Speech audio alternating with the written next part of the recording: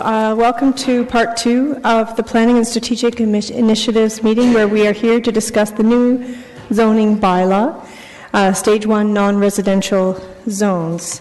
And I just want to remind everybody that this is a formal public meeting to consider applications and zoning changes under the Planning Act.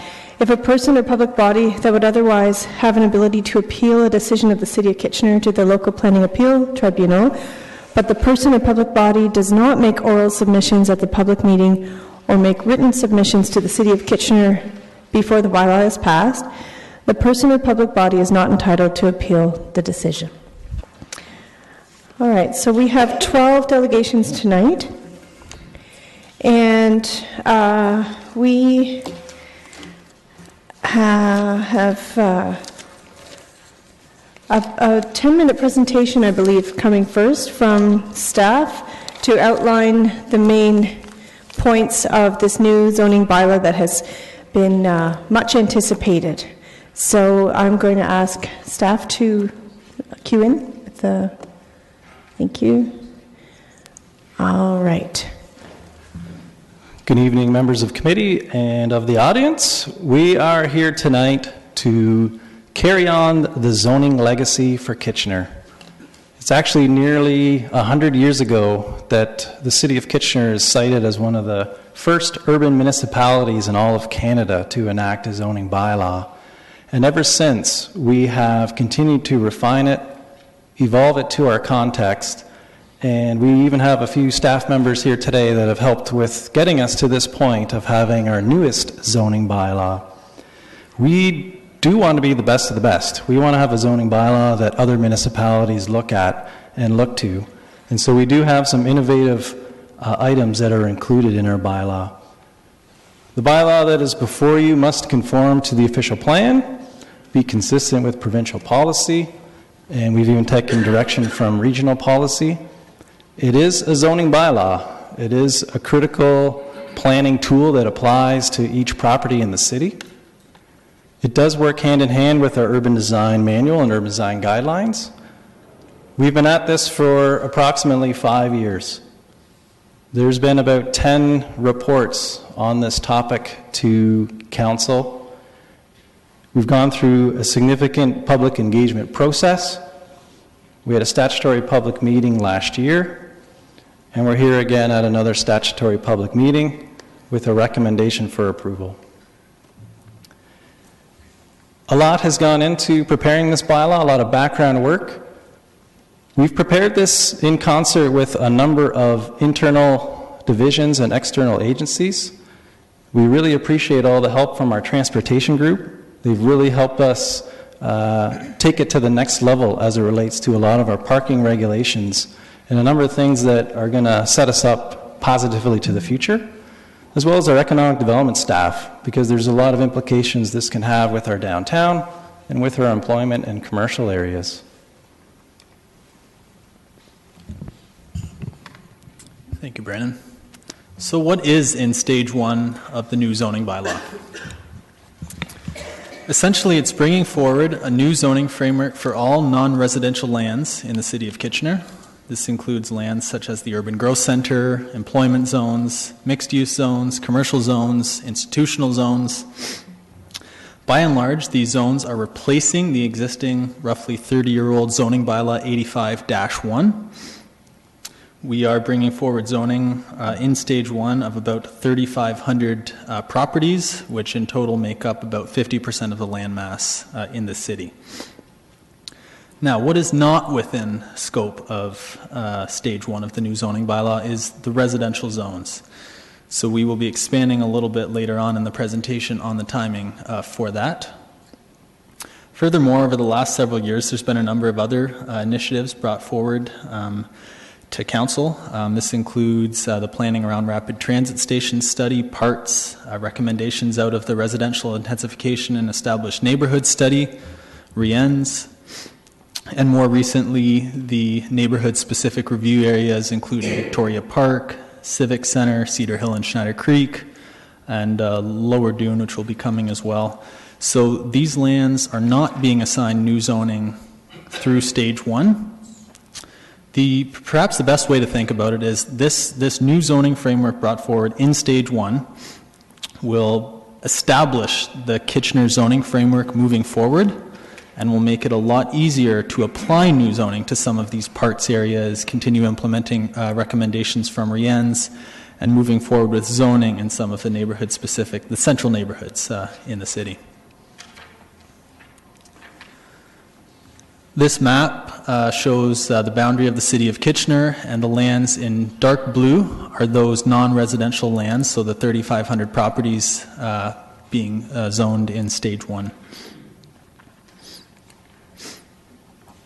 Some general highlights. I'll touch upon three key points which are being brought forward in the new zoning bylaw. So number one is maintaining Kitchener's competitive advantage. An example of this is some of the development incentives brought forward in the bonusing framework for the downtown, whereby developers can gain additional density on their site in exchange for community benefits. We've also reduced parking minimums across the board in the new zoning bylaw, which means that landowners can dedicate the use of their land towards other things other than just parking spaces.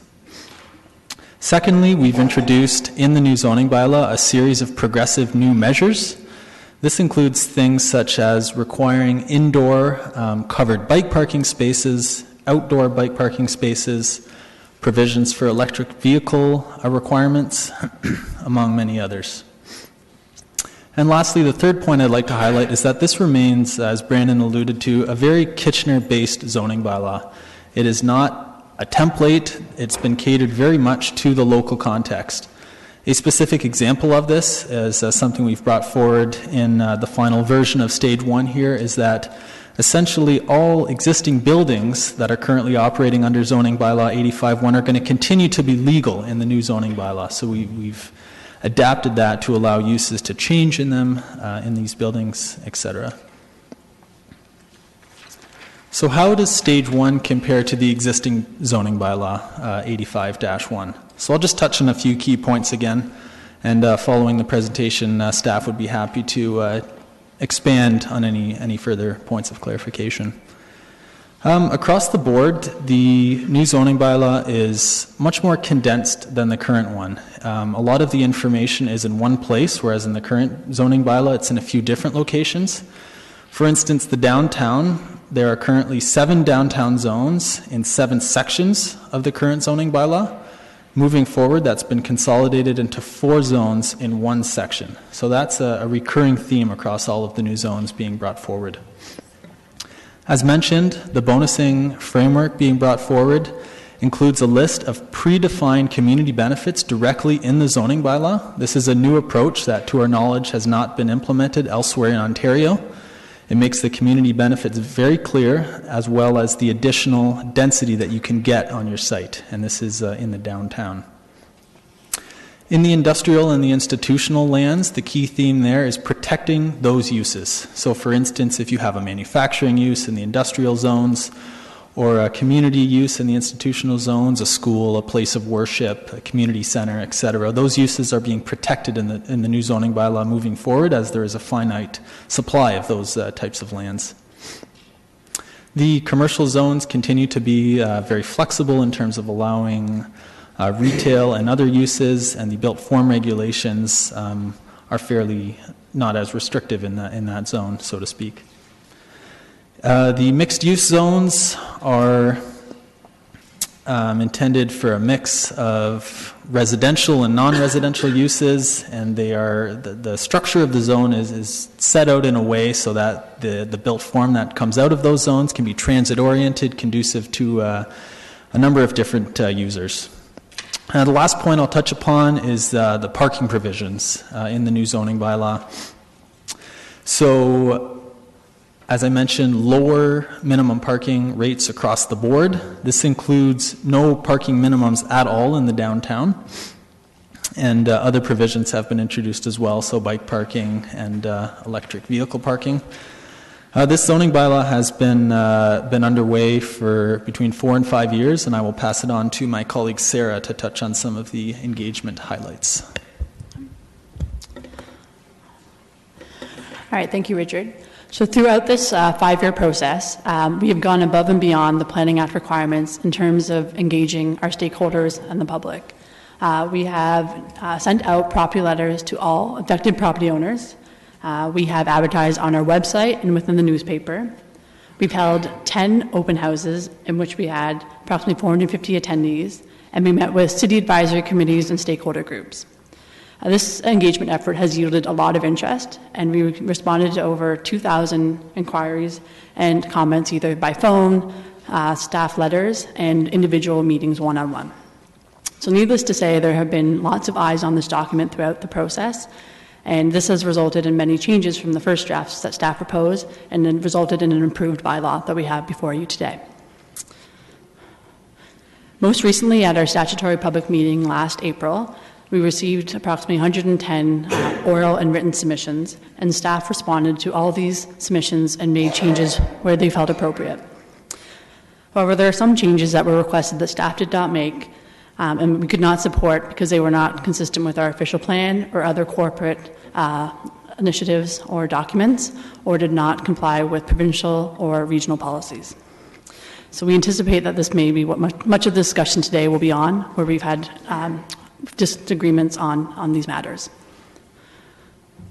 So after 5 years in this process, we have the final bylaw, stage 1, for approval, and then our next immediate priority will be to establish the new residential zones and related regulations and bring those into the bylaw as part of stage 2.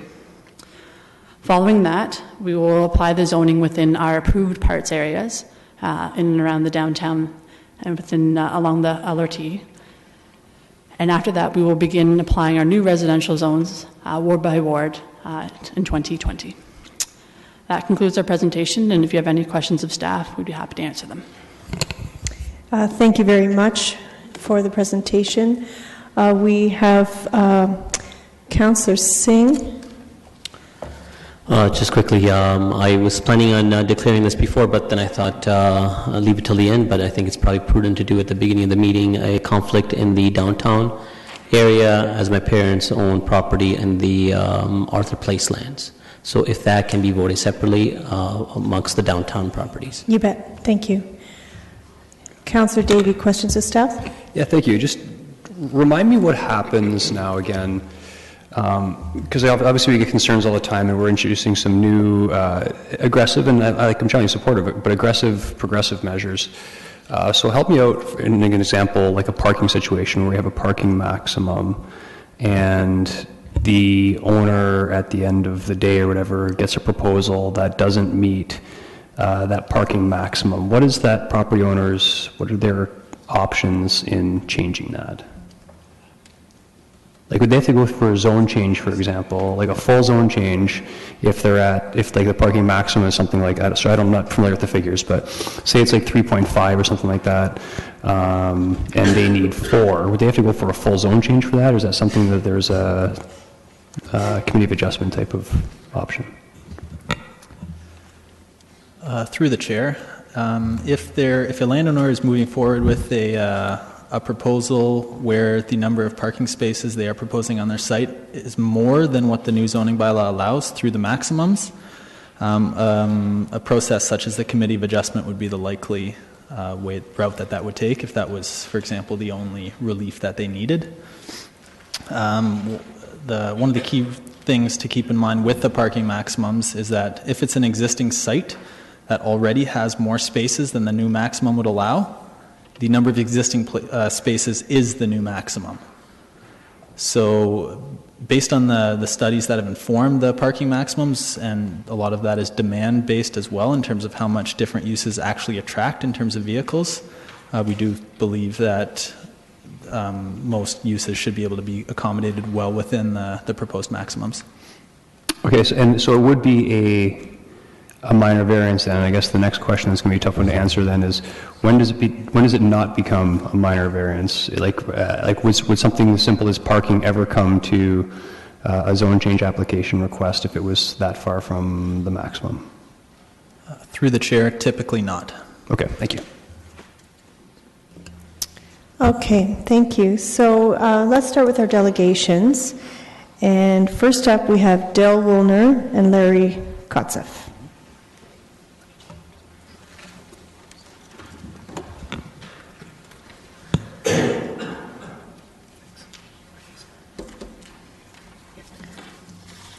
Welcome. You have 5 minutes for your presentation. Thank you very much, Chair Marsh, members of committee. My name is Larry Kotzeff. I reside at 125 Woolner Trail in the city. I have with me Mrs. Dale Woolner, owner of the Woolner Heritage Homestead at 80 Woolner Trail, and a number of community neighbors from our area here in support of our request. We're here to talk about some significant lands, in particular the Woolner Farmstead, which has been recognized as a prominent cultural heritage feature under the Ontario Heritage Act. And we're here to really ask the committee to make a decision on some very important issues in our area.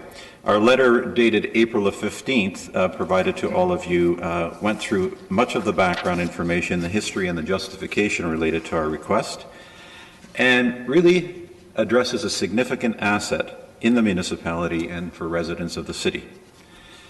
We feel a real diamond in the rough. I'd just like to go to the map briefly. We're talking about the land in yellow. Just to give you a perspective, Woolner Trail runs north of the river at the south end here. This is Fairway Road going over the new bridge over the Grand River. The Dale Woolner Farmstead is here at 80 Woolner Trail. The lands to the south of the farmstead are owned by the Grand River Conservation Authority. The lands on the west side of Woolner Trail in yellow are owned by the city. And these are the areas that we want to discuss this evening.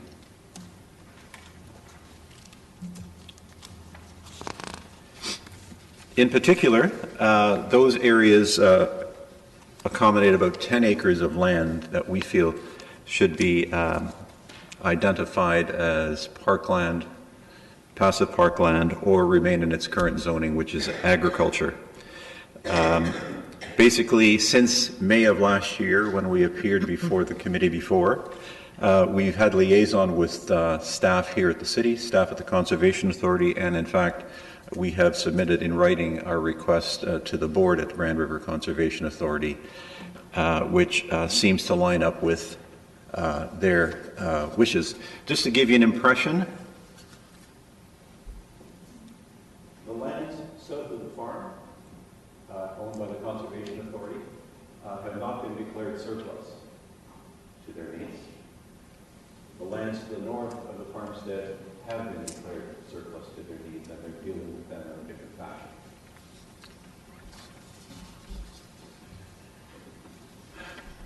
I should also mention that last May we went to a tour with Councillor Schneider to show the staff and Councillor Schneider the significance of the area, and I'm quite sure he can attest to that on his own. I'd like to speak briefly about the Woolner Farmstead and the GRCA lands south of the farmstead. The farm has been in the family for 110 years. Each generation has left its own distinctive mark on the property. Caring for this property is a huge responsibility and costly to maintain. However, it's very much a labor of love. In 2014, I decided to install geothermal heating system as cost of propane had increased significantly. At the same time, solar panels were placed on the barn roof to offset hydro costs. In the long term, our goal is to maintain the property as best we can for the benefit of future generations and the wider community. In the 1998 City of Kitchener Heritage Property Report regarding the Woolner Farmstead quotes, "The house sits on an elevation overlooking the Grand River. In front of the house, there's a slope that goes down to the floodplain of the river. This open space between the house and river keeps the house and property in its original context. In other words, the GRCA lands with the view of the Heritage Grand River to the south and the Heritage Fieldstone Farmhouse and Bank Barn to the north complete the cultural and historical picture. These lands cry out for preservation. Madam Chair, very briefly then, our request is straightforward and simple.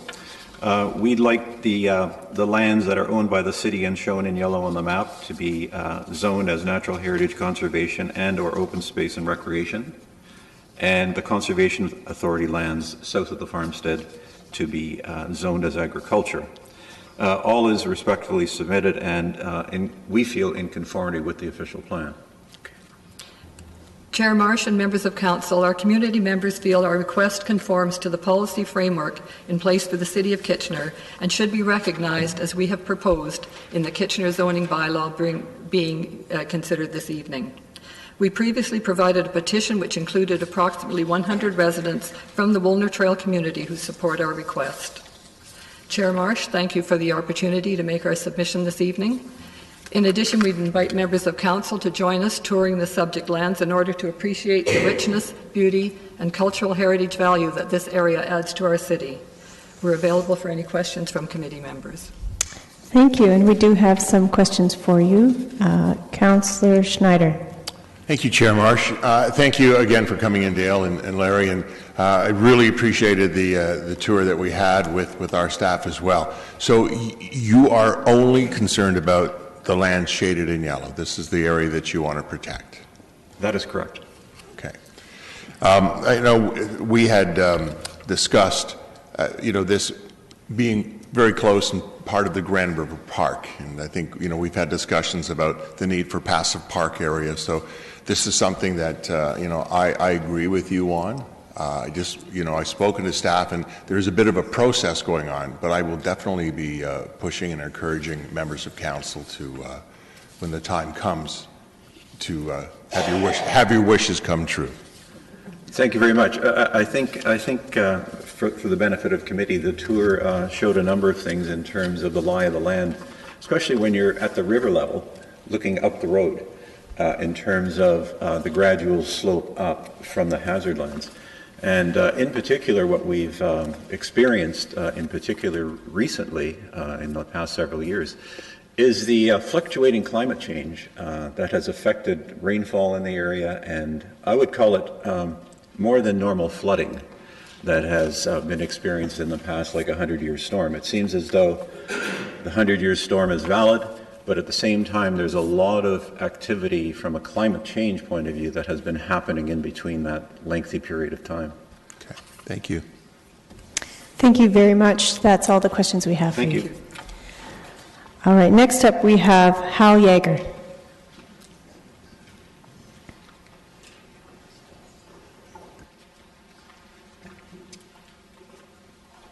Thank you. Jacqueline, please.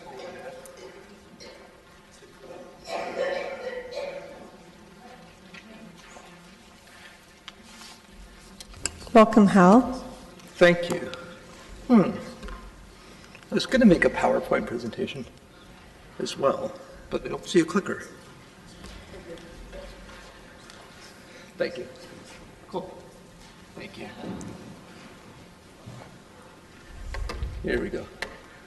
All right. Thank you, Mayor and Councillors. I wish you weren't subjected to such a long day. Congratulations to Council and Planning Department staff for the excellent work.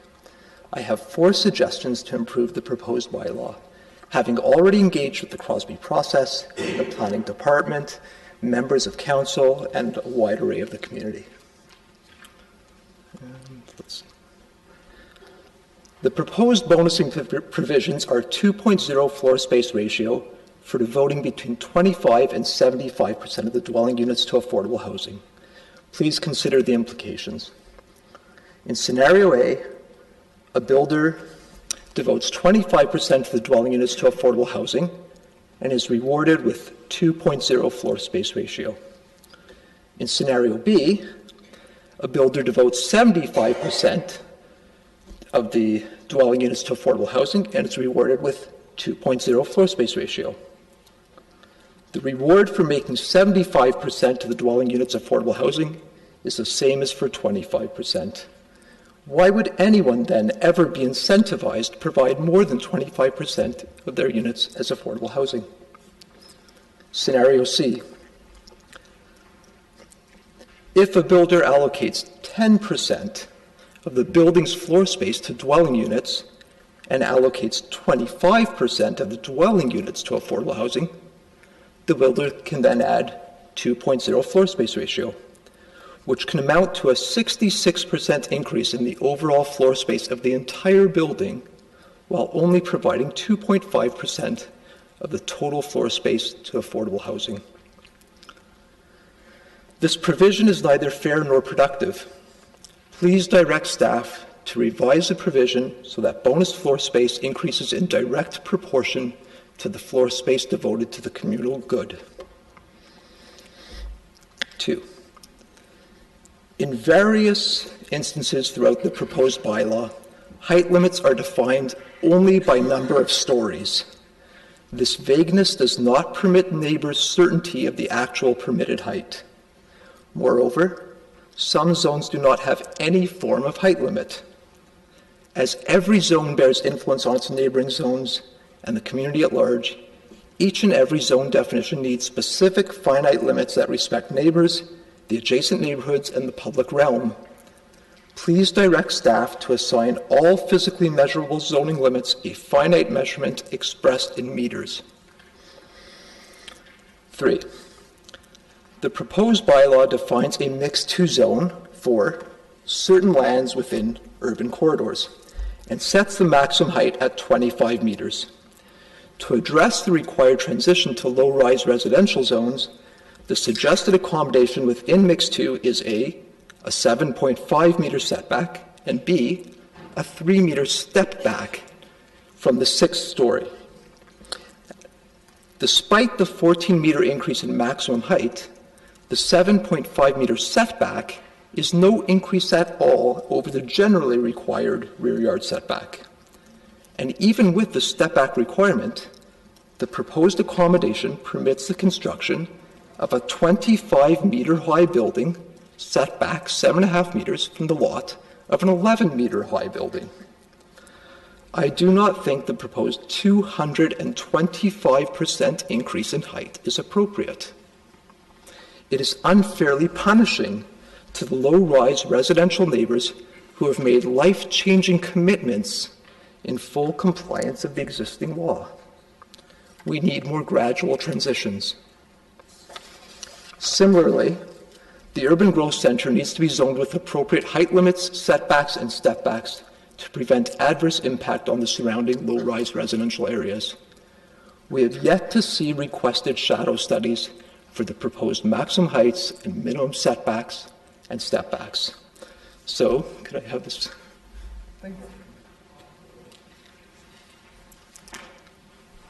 So I ask,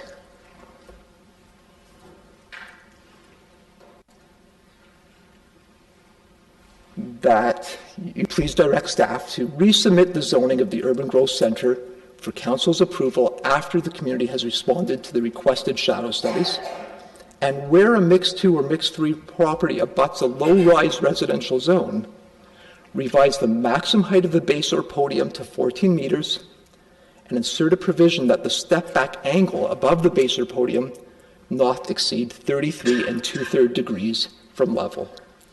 I realize that you are in the midst of a very long workday, and rather than working out the details here and now, I ask, would you be open to consigning this discussion to April 29th so that the issues may be further explored by planning staff? Thank you. Okay, thank you very much. Are there any questions? Okay, Councillor Chapman. Yeah, I was just wondering, Mr. Jagger, have you spoken to Brandon Sloan about your proposals, and what feedback have you received? So I've tried, and granted, I found out about the Crosby notification a little on the late side. I did submit earlier, but I, for some reason, have not on the notice list, so I found it a little bit later. I did try to make comments and try to connect. I understand that the period between which the document has been released, the time that I then need to read it and evaluate it, see if my previously submitted comments from last year were not even inserted into the comments, and I was never contacted. So I had to look that up.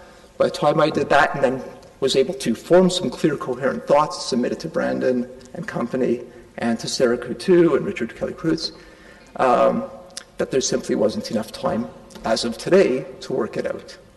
So are you hoping by having this later response, are you hoping to reach out to them? Is that what you're proposing? My hope is that, yes, there will be a more fruitful time for discussion with the planning department if you'll just permit this discussion to happen more, to approve these elements at the council ratification discussion.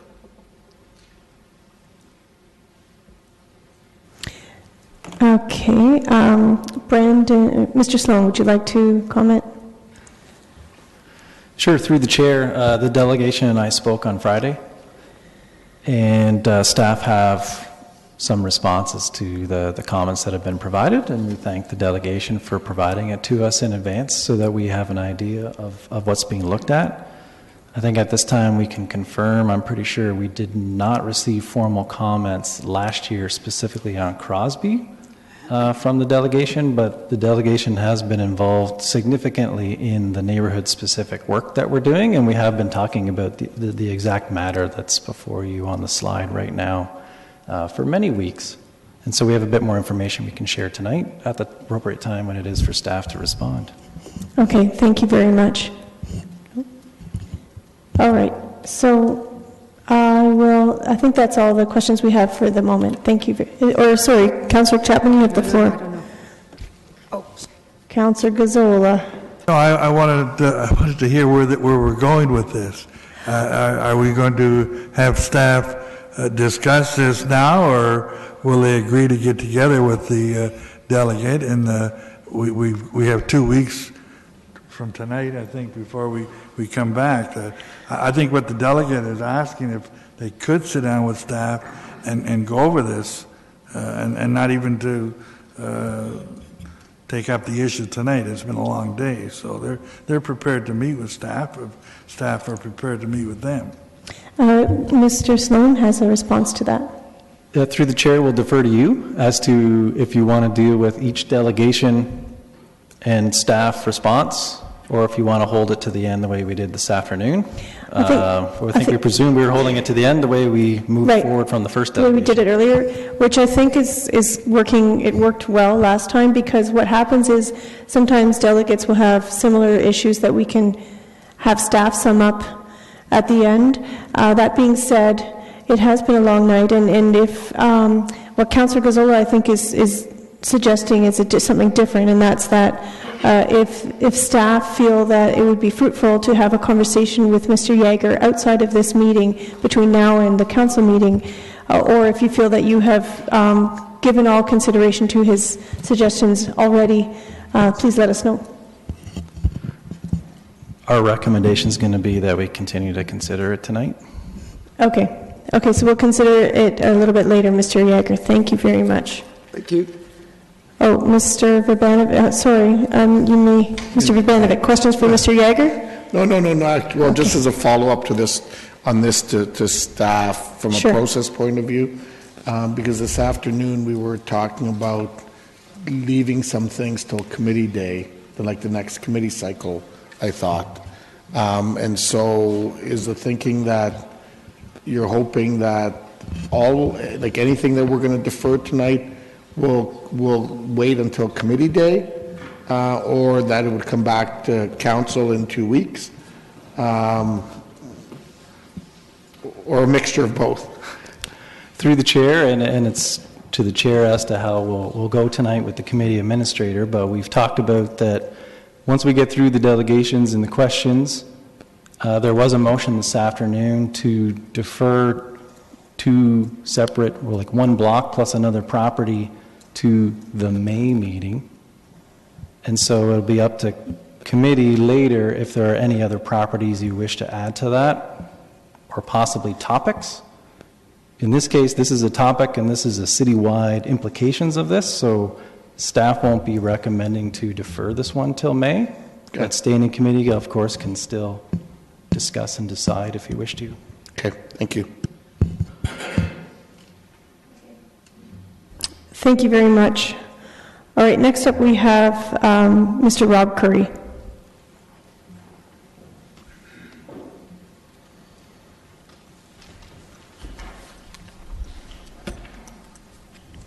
Welcome. Thank you. There might be a PowerPoint that's coming up. Okay.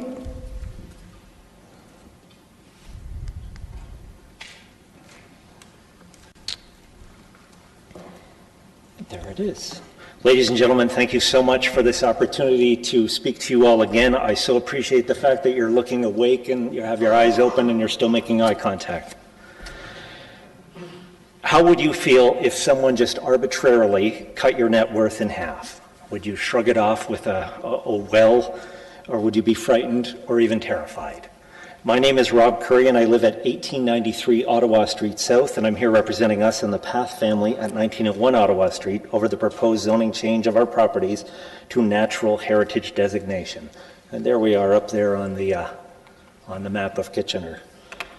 Now, some of you know me and my wife, Carol Ann, but for those of you who don't, I am not a cranky old rich man. I am not a crackpot, but I am terrified that the change in zoning to our property that we've lived on for 20 years and worked very, very hard to try to pay for will cut my net worth in half.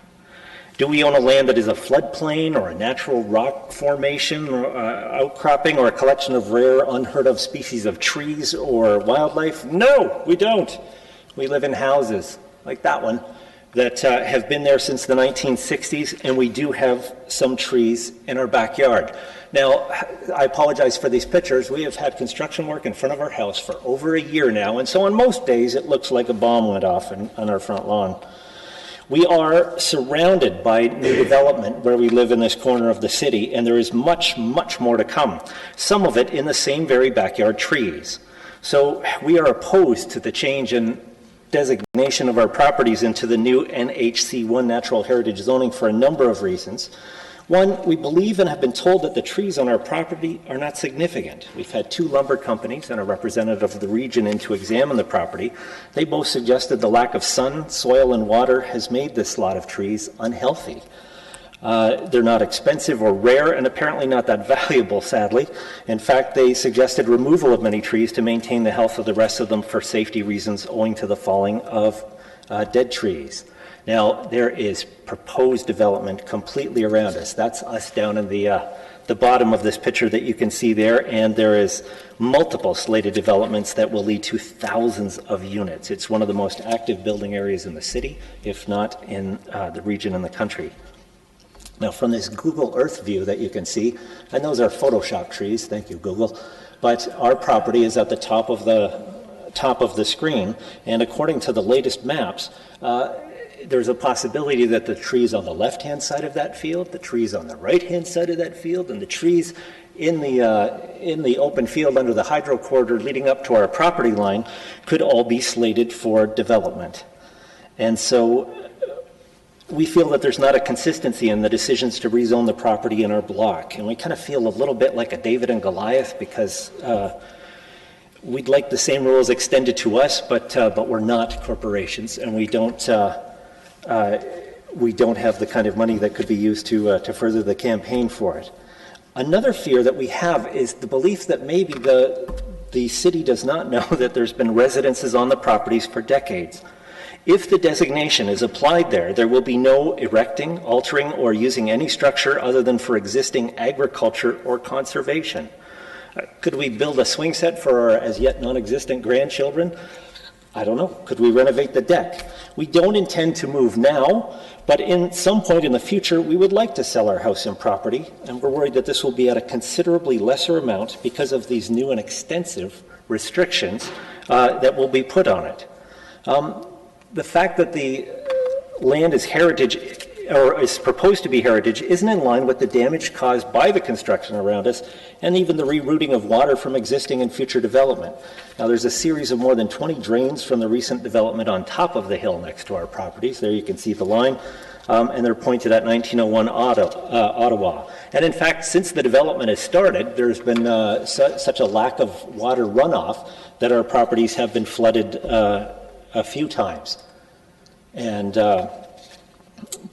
that's never minding the cutting of trees at 1941 Ottawa Street, the top of the hill for development, or the clear cutting of all the trees at Ottawa Street South and Trusler Road. Now, is this place, that's an aerial view, our trees are in the foreground, and then a whole bunch of trees that are apparently different trees, possibly slated for development, are in the background. And is this a habitat for wildlife? Well, no. The animals that we seen 20 years ago disappeared probably due to the proximity of construction. And I don't know if you can see any in that shot. No, there won't be. Like most of you, living in and owning our own home has been the biggest goal of our lives and has taken over 3/4 of our lives to pay for it. The severe restrictions placed on us and the next owners for improvements or upgrades because of this rezoning will drop the land value from as much as $1.5 million for development to less than $600,000 for heritage. Okay, Mr. Curry, if you could wrap up your comments, please. I will. So what are the possible solutions that we're suggesting?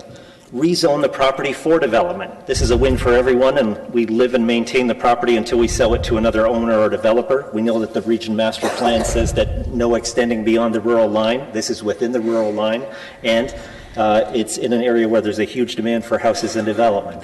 And finally, possibly divide the property so that there are portions of the wooded area that are heritage designations and leaving the rest of it, the houses, for us. This is a shot of our backyard. There is landscaping and a backyard to that tree line that extends about 300 feet back from Ottawa Street. Okay. So why am I here presenting to you again? It's because I am desperate and terrified and would love for you to not designate our property heritage. Thank you. Thank you very much. I apologize. We have to I know. be fair. I have a question for you, or sorry, there are other questions already, and then I'll circle back to mine. Councillor Davey. Thank you. What's the size of your land? Excuse me? What's the size of your parcel? The size, like in acres? Oh, the size? Yes. Between the two of us, we have about 9 acres. So it's about 4.5 acres for us, and about 40% of which is the landscaped area. Okay, thanks. Sorry. So you said between the two of us. So in the initial slide, you only outlined one property. Who's the two of us? I'm sorry.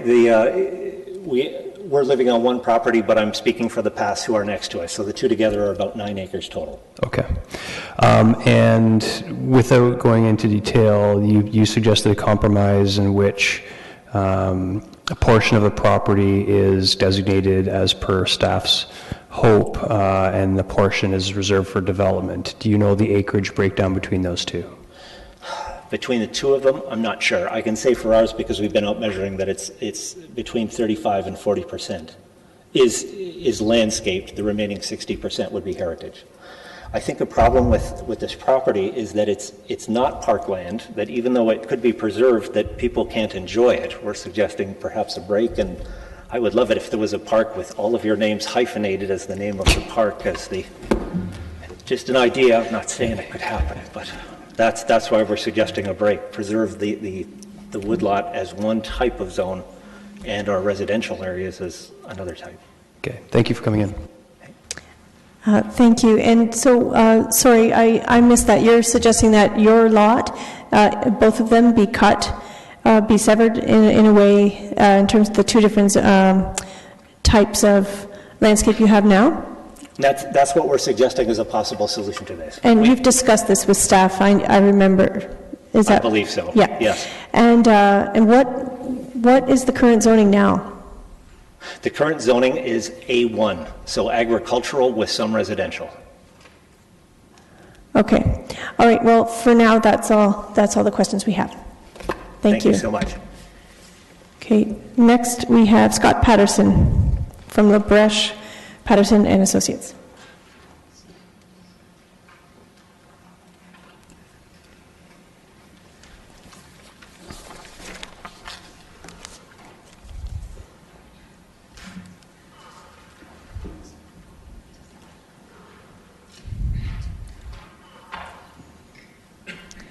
Good evening. Good evening, Madam Chair, members of committee. As noted, my name is Scott Patterson, and I'm a principal with LaBreche Patterson and Associates.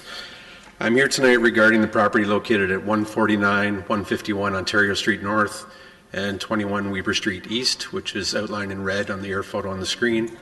For context, City Hall is to the left of the screen, and the regional building is at the top right corner. The lands are approximately 0.2 acres in size and are located at the intersection of Ontario Street and Weber Street. The properties were acquired by Kaya Group, Inc. in the summer of 2018 for the purposes of redevelopment.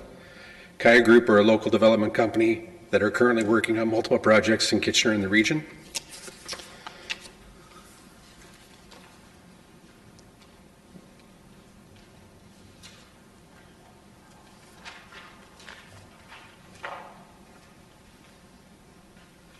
So 21 Weber Street is the building on the left side of the screen. It is currently contains an office building, which is proposed to be demolished for the purposes of supporting the new development. The Ontario Street building is on the right side of the screen, and that is a semi-detached dwelling that was constructed in 1867. This property is listed as a non-designated property of cultural heritage value or interest on the Municipal Heritage Register. The property was added to the register in April 2009. To date, we've had a formal pre-consultation meeting for site plan approval, which occurred in August of 2018. At that time, the proposal was for the removal of all the existing buildings on site. And through considerable discussion with staff and the preparation of a heritage impact assessment, the intent at this time is to proceed with the retention of the front portion of the cultural heritage resource in situ, meaning it would stay in place. The intent is to develop the site with a mixed-use building.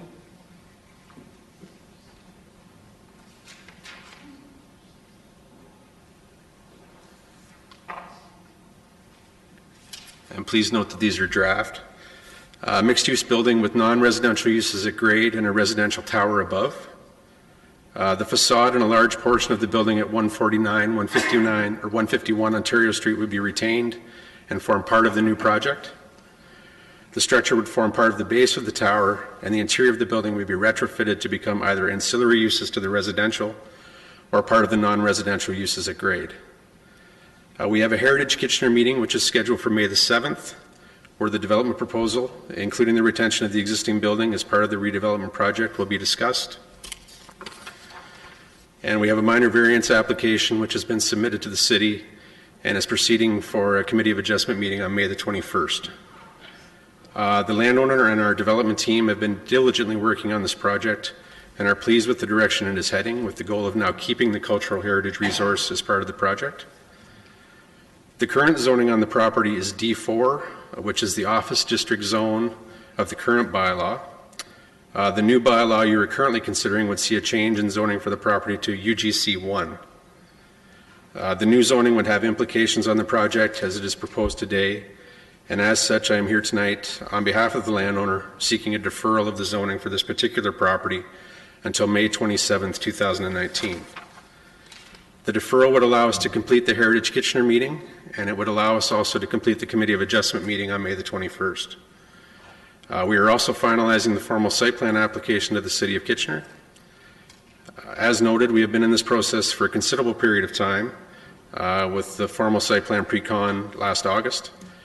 The delays in formally filing the site plan application with the City have been a direct result of meetings and discussions with staff regarding the potential to retain the existing building as part of the redevelopment project. A deferral will allow the current processes to be completed. Again, the Heritage Kitchener meeting and the Committee of Adjustment meeting. And May 27th would allow those processes to be completed so we could come back to Council with a report on the direction of those meetings and the results and proceed on that basis.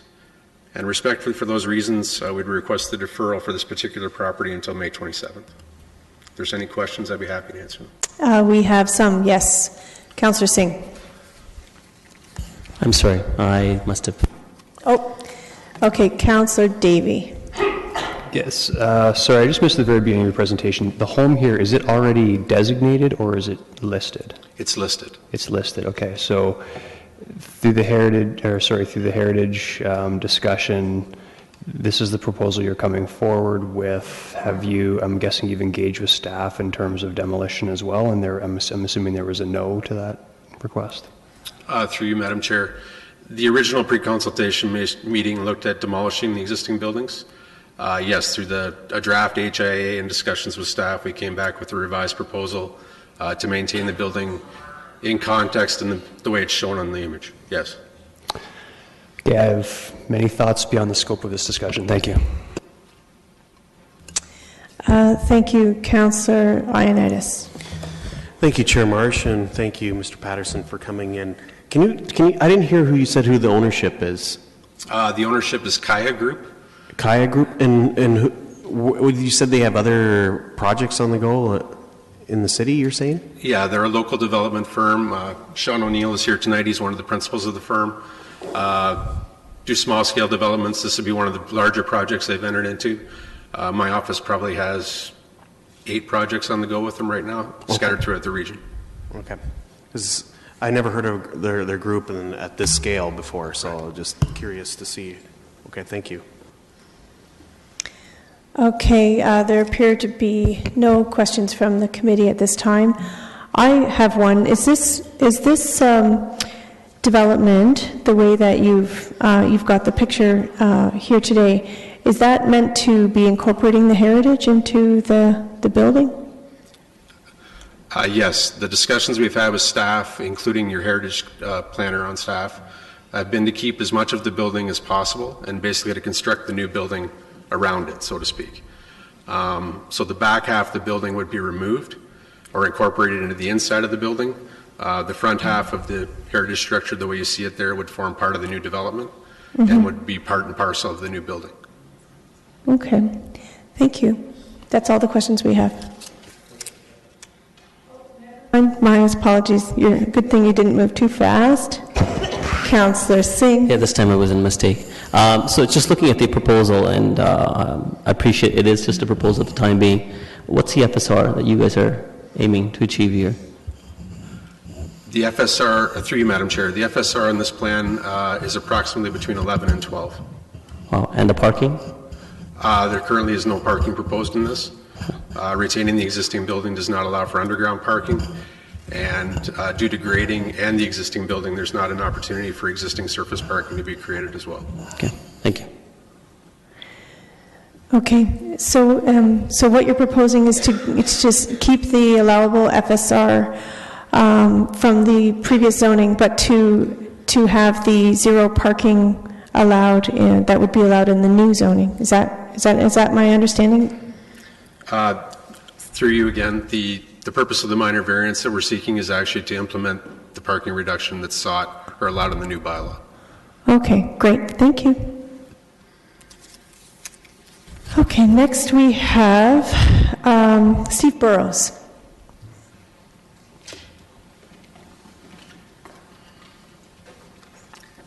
Hello, my name is Steve Burrows. I'm with Facet Design Studios, and I don't have specific examples of what I'm going to speak about, but I want to speak about the document in general. I mean, it's only been out about 10 days. It's like this thick, and there's a lot of cross-referencing that has to happen. I do want to comment, though, that in general, I find the documents very prescriptive, and things like in the UGC requiring a minimum of 70% glazing on the ground floor, which, you know, all of a sudden you're making architectural decisions that are ingrained into the bylaw. If you want 69%, all of a sudden now you're into minor variance. And everybody thinks minor variances are easy, but they're not. And things like, you know, you've got a minimum of 90% frontage on your lots. So if you want to encourage somebody, if you manage to actually get a client to say, yeah, I'll put a park there, now they're into a minor variance situation. No way they're going to do something like that. So I think some of these prescriptive natures have to be relaxed or just taken out, because they're forcing a more difficult process, more expensive process. And yeah, I mean, they're also limiting the amount of creativity that people can exercise through design. Things like the requirements of podiums. You know, podiums are very rigid in the way they have to be done, and then you have the whole sort of alienated cap that goes on top of that. There's very odd sort of design standards that are being established. The next thing I want to look at is bonusing and the ambiguity and how that's dealt with, and that I don't know that what is being provided through bonusing is really commensurate to what people are getting back for bonusing. I can go through a bunch of items, for instance, streetscape elements. You know, for every $75,000, you get between 1,000 square meters and 8,000 square meters. And I mean, I don't know how providing $75,000 worth of furniture equates to, say, 10 apartment units. And say, like public art and, cost provisions of that, and it's the same sort of thing, or something design excellence. And this is a very ambiguous one, because how is somebody going to say that's design excellence, but that one isn't? And, we've got an application in now, for instance, where Rick Haldaby said that, this is going to set a new standard for development in downtown Kitchener. Planners are saying, well, we can't comment, but there's a lot of work to do on the elevations. So how do we establish what design excellence is? The next one I would like to look at is parking. And, how do we look at setting maximums for parking and zero minimums for parking? I think is sort of a dangerous situation where we have, potentially, I'm not going to argue that it'd be good to get rid of cars and everybody's going to use public transit. That's just not reality in the next, 20, 30, 40, 50 years. And to start having buildings with zero parking and then limiting other properties on the amount of parking they can provide to help make up for that difference is a bit counterproductive, I think. So that's the other one. And, one point I missed about bonusing is, you can actually just buy bonusing through providing funds for parks and stuff like that. And I'm just wondering, how do those funds get dealt with? Like in Toronto, for instance, if bonusing is given in a particular municipality, that municipality actually has the opportunity to use those funds, and those councillors then meet with the residents and say, hey, we've got $50 million here, how do we want to spend this money? So at the moment, my understanding is all these funds go into a secret pot of money that we don't really know what happens to it. And then the last thing is, a lot of these things we're talking about are cultural. Densities, setbacks, parking, and the culture changes. And I think just hardwiring some of these decisions into the bylaw is maybe not the right way to go. And maybe we have to make bylaws more heights, density, stuff like that, and pull away from some of these very prescriptive things. That's it. Thank you, Mr. Burrows, for your comments. We have some questions for you. Councillor Singh. No, I don't have a question. I just wanted to make a quick comment. There are no secret pots of money. I think there's complete transparency through our budget process. Yes, that's true, yes. Yeah, thank you for that.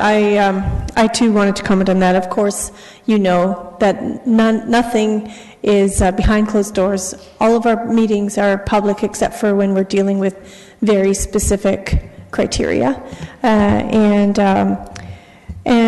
So just if I can make sure I understand correctly, your four main points are about the design standards being too prescriptive, bonusing is unclear, and you're concerned about how they get, if it's bought, how it gets spent, and parking, zero minimums, and I'm not clear on your last point, the cultural. Oh, that's just the general comment about everything, but the parking isn't just the zero minimums, it's a maximum as well. Yeah. You're setting a maximum for some people who may want to provide additional parking. Okay. And then you're into a situation of variances again. Mm-hmm. And this is just in the urban centers, urban growth centers. Yeah. But that'll apply to everywhere. That you refer to. Those apply to everywhere. The parking standards are going to be, agreed on. That applies to everything. It's already set out. Right. Okay. So, and your last point is about cultural. You feel that the prescriptive. Maybe is that another point regarding your design standards? That it's too prescriptive. It's too. That the cultural element is, say, things like setbacks. It was brought up earlier that certain setbacks in some places might be more acceptable than others. I mean, we've all traveled to different cities of the world. Sometimes you might have St. Paul's with the Swiss Re right next to it in London, say, those wouldn't be appropriate setbacks to many people. Mm-hmm. But there it is appropriate. Here we are sort of, as a community, establishing what these are, and they're going to change over time. So hardwiring some of these decisions into the bylaw, I think is just going to make that process more difficult. Okay, well, I really appreciate your thoughtful comments. Thank you. Maybe just to quickly jump in there on that point of clarification, just so it's clear for the delegation or others that might come, or for council, that under the provisions of the Planning Act related to bonusing, Section 37, a separate bonusing account would have to be set up by the city, and it would be reported and made available publicly annually. So it is very public. Thank you very much. Comment. I didn't want to suggest that it's a secret pot. That's verbiage isn't right. But I think the point was to use those funds more locally to the developments that are happening. So residents that have to go through 2-3 years of construction around their house actually get the benefit of having to go through that as well. Okay, thank you for your input. Thank you. Okay, next up we have Lucas Rowe. Hello. My name is Lucas. I reside at 29 Hearst Avenue in Kitchener. Most of my comments regarding the bylaw or subject are just okay. Are regarding the bonusing. To build on what Steve was saying, I believe that the bonusing is quite vague, actually, and a little ambiguous. Some of the applications of how the bonusing is actually allowed to be, either lumped together, different bonusing is like able to be used upon one development, is not properly outlined or discussed. Furthermore, the current bonusing outlined in the bylaw states that it's only for UGC sites. I know of specifically 2 sites that are outside of the UGC zoning that have had bonusing to quite large amounts. Specifically, the Drulo site across from Cameron High School, or Cameron Heights High School, had an allotment of 3 FAR in addition to the 4 FAR that it was allowed. The development site on the corner of King and Louisa, that would be the Midtown Lofts, had an increase of 2 FAR. Both of these sites are outside of the UGC, so it's a little concerning that previously some bonusing was applied to mixed-use zonings, but then won't be applied moving forward, and just kind of some concerns around how that's going to be allowed and whether that there will be allowances for bonusing in other mixed-use areas moving forward. Specifically regarding the ambiguity around the bonusing, Steve took a number of my points, but the staff stated earlier that the bonusing is really for the purpose of community improvement, and I find it a little hard to understand how specifically something like providing one exterior green wall properly improves the community and allows an opportunity for profit increase for the developer. Furthermore, the concept around frankly paying cash in lieu for parkland dedication, there is no clarity around how that cash in lieu is provided and then contributed to the community around the development. So just generally how some of this stuff is going to be applied and controlled, I think would be of benefit. That's all. Okay, thank you very much. I don't know if you caught the earlier comment, just that there will be a bonusing account set up and that it will be all publicly available and reported on annually. So that's how the cash in lieu will be spent. Will there be clarity on how it's attributed or specifically allotted to designated communities?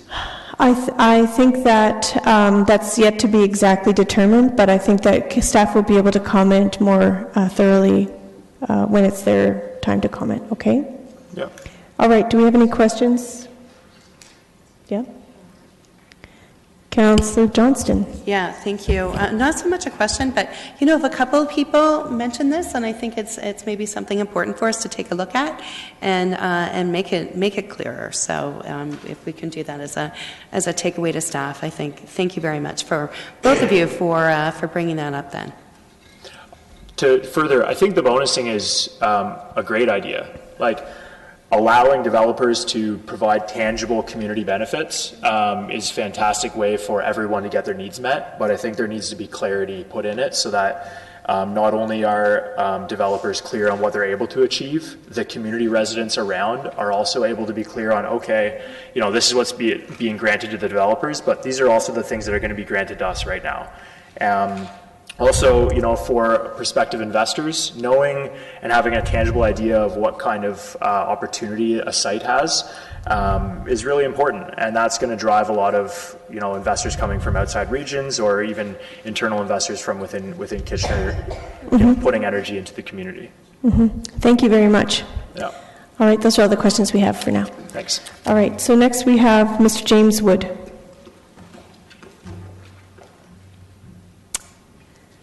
Not seeing Mr. Wood. We can come back to him if he comes. So next we have Mr. Glenn Shields.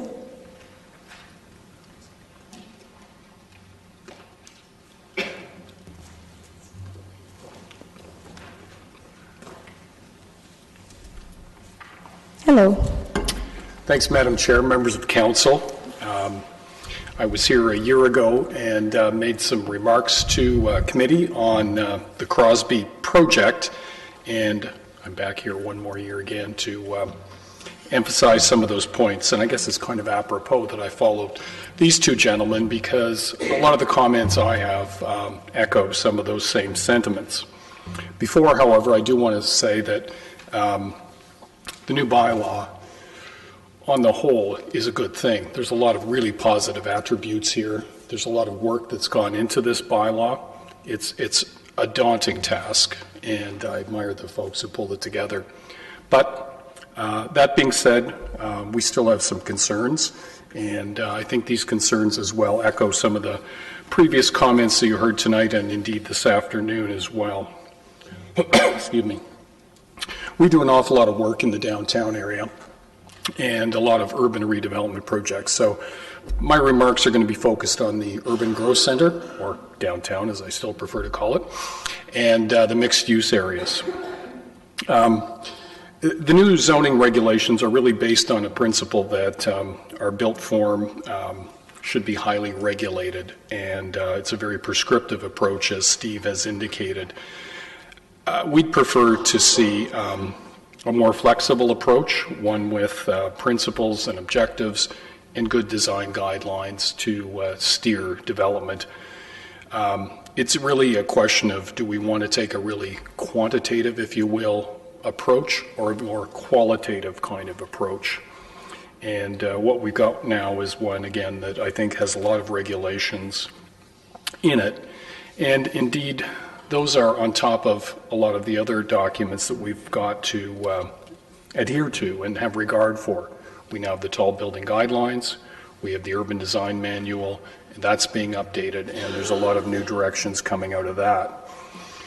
And at the end of the day, it's really hard to meet all those tests. And even, in the staff response to my previous letter, staff said they're aware that well-designed projects may not be able to meet all regulations in the zoning bylaw. In those cases, relief could be sought from the Committee of Adjustment or zoning bylaw amendments. So I guess, I asked the question that at the end of the day, after going through this whole exercise, should we still have to go through additional approval processes for almost every application, I'm sure, that's going to come up downtown? One big reason, as I've noted in my letter, and I apologize for getting it to you only today, it's been a very busy couple weeks, but the FSR of 3 for downtown is very low, considering that this is indeed the downtown, the urban growth center, the center of the region, and the hub for all of our transportation systems. And, as was noted by Mr. Minnis this afternoon, Mr. Patterson just a little while ago, the projects we're seeing downtown now have densities well above 3, and in fact, a lot of them have densities well above 8, which is the upset limit for the bonusing that's been established in this new zoning bylaw. So, yes, I understand the 3 max is in the official plan. I think we really need to step back and really need to look at what we've got in the plan and address that and come forward with a higher base. When Section 37, the bonusing provisions, was established in the official plan, it really wasn't established to allow for 2 and 3 times amount of density. It was really a topping off or a rounding out, adding a floor or two to projects. But if we're starting from a base of 2 and going to projects of 12 and 13 and 14 FSR, that's quite an increment. So I think we have to be a little more realistic here. I'm running short on time, so I'll be brief. Podium heights, step backs, as Mr. Burrows indicated, these are very restrictive, and there's a number of ways to address the base of a building. It doesn't have to be 3-meter step backs everywhere, and especially these regulations will apply to mid-rise buildings, so 6 and 7 and 8-story buildings. They don't need step backs in all cases. So again, a trip to the zoning bylaw back here for zoning bylaw amendments or committee of adjustment. Facade openings, again, we've made some progress. We've had a lot of good discussions about that. We do have a more flexible approach in the new zoning bylaw, but we think maybe those requirements could be limited only to a couple of different streets. The mixed-use zones, again, they share a lot of the same regulations and prescriptions. I think a flexible approach is appropriate. The minimum requirements for residential and commercial floor space, again, I think are going to be too restrictive. You heard from Mr. Roche this afternoon that indeed in some cases we got commercial shopping centers where the market just isn't sustaining the amount of commercial anymore. So rather to try to force it on the ground floor of a mixed-use building, I think it would probably be in everybody's best interest just to do solely residential buildings. Okay, if you could wrap up. I'll wrap it up right there. I think those were the main points I wanted to make. As I said, there's a lot of good things in the zoning bylaw, but I think there's some areas where we can make some improvements in the downtown area. Those are my comments. I'd be pleased to answer any questions. Okay, thank you very much. We do have questions. Councillor Singh. Yeah, thank you, and you've made some good points. And in your last speaking about mandatory commercial on the main floor in some of the designated areas, and you're saying that's not necessarily needed everywhere.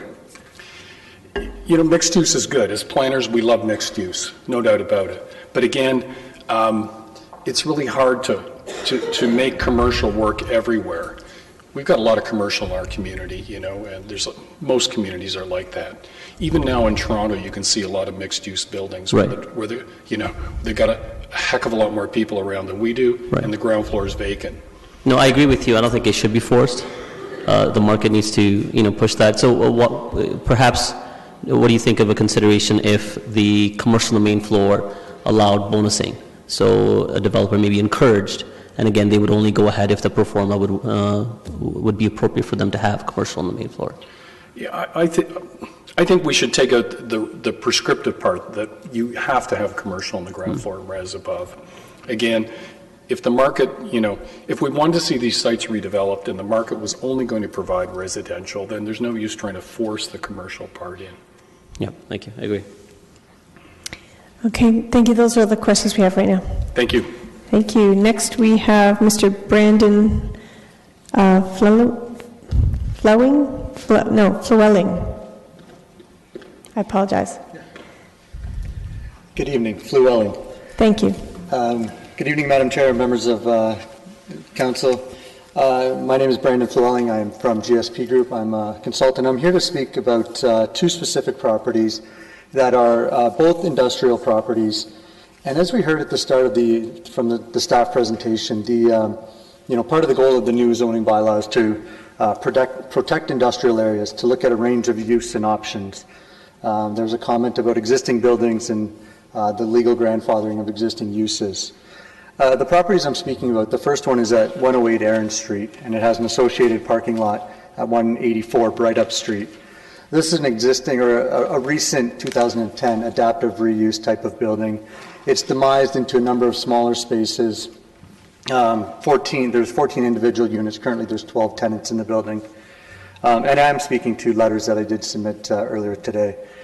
So at 108 Aaron Street, the proposed zoning, it's going from an M2 zone to an EMP zoning, and the range of permitted uses is drastically being reduced. Some of that is through changing terminology, but in general, there's a reduction of the uses that would be permitted in the future. There is a site-specific exemption proposed for 108 Aaron Street, and that's to reflect a recent Committee of Adjustment decision which allowed up to 65% of office space to operate in the building. And while that's a great start, there were some other considerations of that Committee of Adjustment decision that we'd like to see tied into the site-specific zoning on this property. Part of those were a specific reduction in the parking requirement for a number of permitted uses, such that if you were providing any of these list of uses, and there's 15 or so, a 1 to 45 square meter parking ratio would be applied. So we'd request to see that permission that was recently granted at the Committee of Adjustment in December carried forward into the site-specific zoning on this property.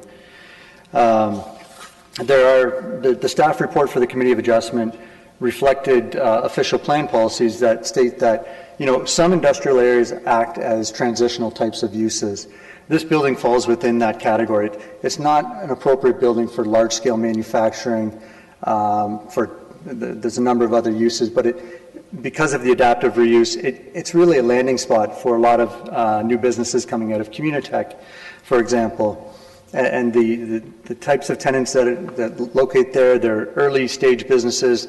They get their feet underneath them and they move on. So the grandfathering considerations are worrisome for the property owner in that their occupancies are constantly changing, and use that's in there today that's permitted under the current zoning bylaw may not be permitted when that occupancy comes up. My comments are quite similar for the second property at 72 St. Ledger Street. So this is at St. Ledger and Brydup. It's a similar building, larger scale. It's an adaptive reuse, multi-tenant type of building. And again, the permitted uses in the EMP zone are much more restrictive than the current permissions provided in the M2 zoning. On that property, there's mixed-use zoning across the street. And I guess ultimately, as the clock ticks down, our request is to have the ability to meet with staff and just talk about these two properties specifically, because I don't think they fall into the larger general industrial category and maybe what the vision is for some of these areas. I think they are both unique in the types of space that they provide and the landing spots, the opportunities that they provide for first or early growth companies. So that's my comments. They're specific to those two properties, and we'd love the opportunity just to discuss with staff a little bit further, but I'd be happy to answer any questions. Okay, thank you. So tonight's written submission and this verbal submission are your first interactions on this topic? No, we have provided commentary on these properties in the past. Originally through when the original parks plan came out, so there was some correspondence provided at that time. On 108 Aaron Street, we specifically reached out to staff in, I believe it was in February, just to ask the question about the Committee of Adjustment decision and how that would be considered in the bylaw going forward. And ultimately, a change was made on that property to reflect that recent Committee of Adjustment decision. So there has been some involvement in the process to date. Okay, just asked for clarification. All right. Did staff have any quick comments on that question now, or do you want to address it later? Through the chair, the properties that are mentioned by this delegation were in the batch of new properties that we did the open house on at the beginning of this year. And so it is conceivable that they haven't had 3 years like others have to be part of the process. Although the letters today are the first time we've seen the latest iteration, there may have been conversations, but we didn't have a lot of time to respond to letters we got about an hour before this afternoon session, but I can address more later. So will there be a chance for staff to sit down with the delegate between now and the next meeting? I think that we can, in our summary, when we go one by one, we can talk about whether or not staff would be amenable to putting this into the May batch if there's a a motion for that. Okay, thank you. So we'll be addressing that topic in a little bit. Okay. Okay, thank you very much. All right, next up we have Heather Price.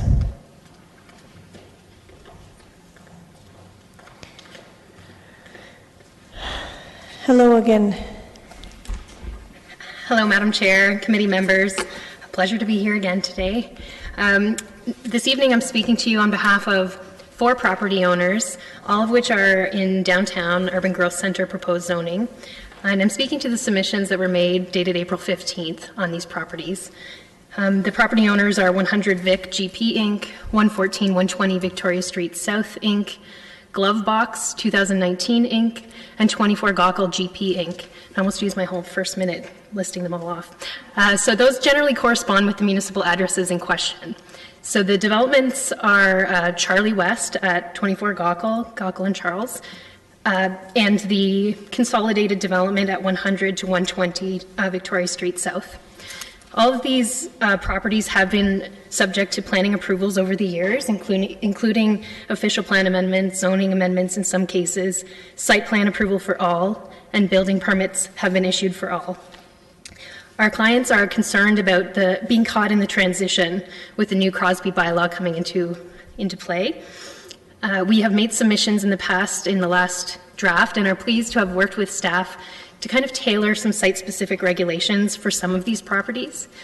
However, there's still a question in the latest draft about what happens in the event there's a need to make a minor modification that we just couldn't have possibly anticipated up to this point.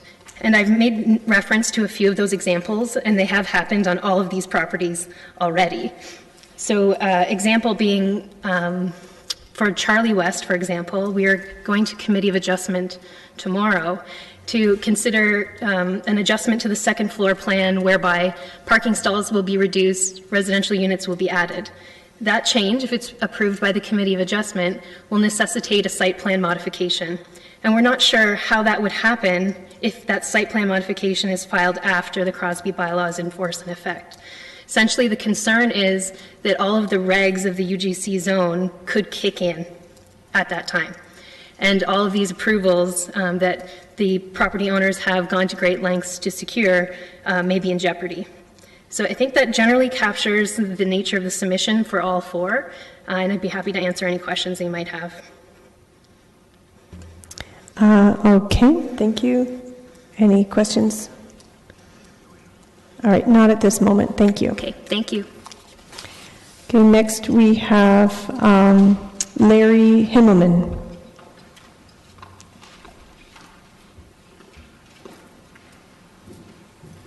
Good evening, Madam Chair and members of council. I'm here this evening to say thank you. Myself and my wife and our 4 neighbors were here last year at this time with significant concerns about the proposed zoning of our property. And there were a lot of questions asked.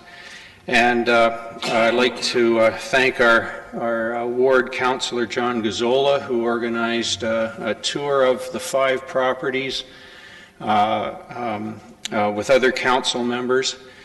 And I'd like to thank staff who also came to the properties, saw all of them, heard our concerns, had a look for themselves, and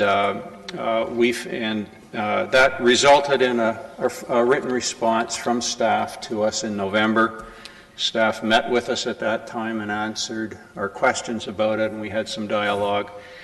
And I'm happy to say that, assuming that the official plan amendment and the subsequent zoning changes that would occur according to this response, if it goes forward, we're very pleased. We feel we've been very fairly dealt with, and we appreciate the consideration that was given to us. So thank you very much.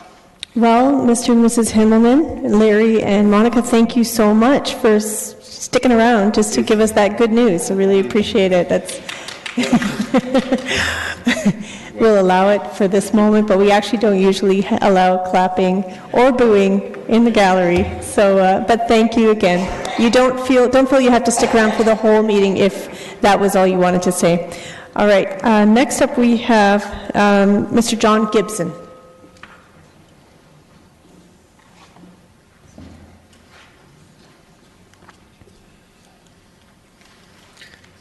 Thank you, Madam Chair and members of council. I'm here to discuss properties that I own at 50, 52, 54, 56 Weaver Street West, and 107 Yonge Street, which backs onto those properties. I've been trying to do a development there for the last 3 years. I've gone through pre-consultation meetings with the city, and we had a public explorative meeting with citizens, which was very well received. Madam Chair was in attendance. In our subsequent discussions with the city, they would have liked to have seen 107 Yonge Street moved, and we're trying to do that at the moment. Our project is a 6-story building, which we are putting stacked townhouses on the first 2 floors. The second 2 floors, we're putting Abbeyfield, which is a seniors concept of type of living. And in the top 2 floors, strictly rental. We're directing our concept to seniors living, which is a little different than what you have in downtown Kitchener now, which is with millennials. With the new zoning that's coming in, some of my predecessors up here have addressed some of my concerns, so I'll try to keep it short.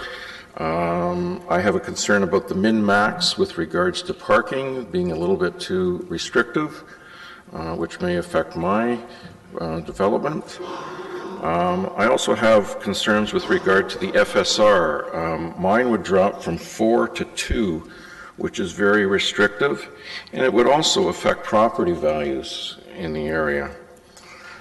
So I'd be asking for a site-specific for my application. One thing I'd like to ask Mr. Sloan through Madam Chair is do we need a completed application prior to implementation of the new zoning, or do we just need an application in? Maybe you can answer that at the end. And that was my biggest concern.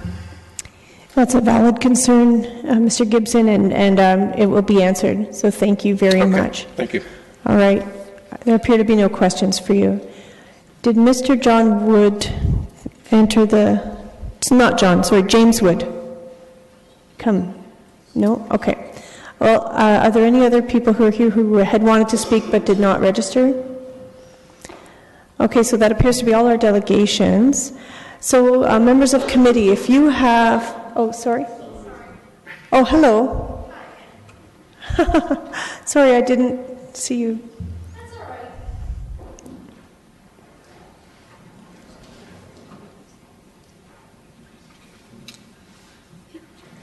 Oh, yes, if you could please, after your comments, can you register with the clerk?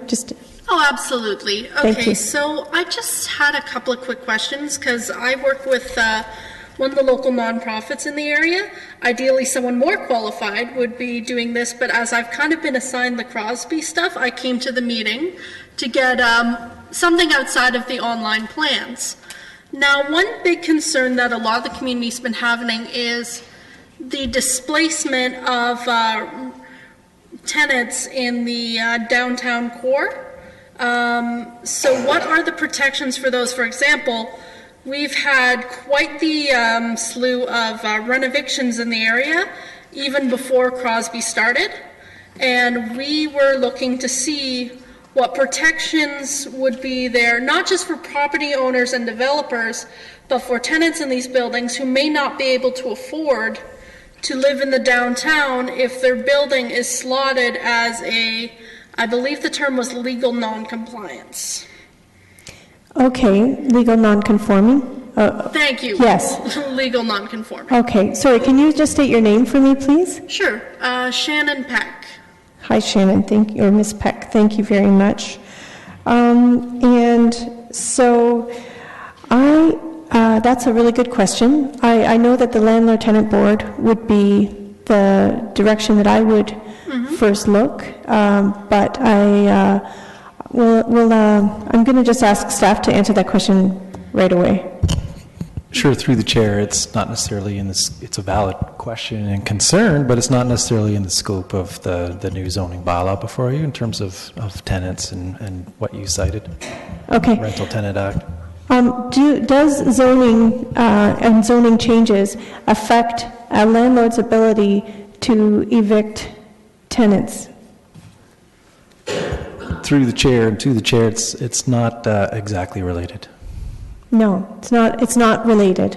So, you're doing thank you for staying for this meeting, and Ms. Peck, I think that perhaps after the meeting, if you want to leave your phone number or email address, then we can have a staff member follow up with you to help guide you towards the right resources, okay? Yeah, that would be preferred. I also, because there are always systematic links, that's why I asked, because I know on the surface it doesn't seem like it's related, but as we've seen in our community, it has been.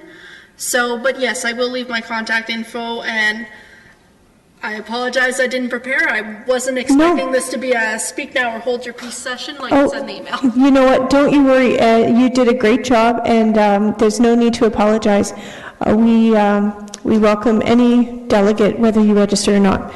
Okay. So, at this point, what I'd like to ask committee is to put your minds to whether or not there are going to be any topics that you want to put forward an amendment for, and as staff go through their responses regarding each of our questions that we had tonight, and then we can bring those forward. Now, what I also want to do is perhaps we will go topic by topic. Staff can provide their quick comment, and if you have any questions, for example, we'll start with number 1, and if you have any questions regarding 1, we're going to talk about all of those all at once and then go to the next one, okay? I think that's what we'll do. Unless, Mr. Sloan, actually, if you have some things that can be tied together, then that might be easier. Yeah, to the chair, that's what we were kind of discussing a little bit, is there is some overlap, especially as it relates to the bonusing and some of the downtown, so we could make those connections.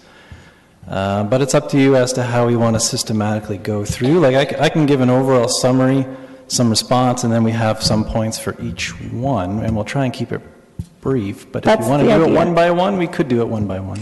If we go one by one, and then with the when you enter into the starting to talk about one that has ramifications for others, can you just tie them all together, please? Do you understand? Okay, great. So are there?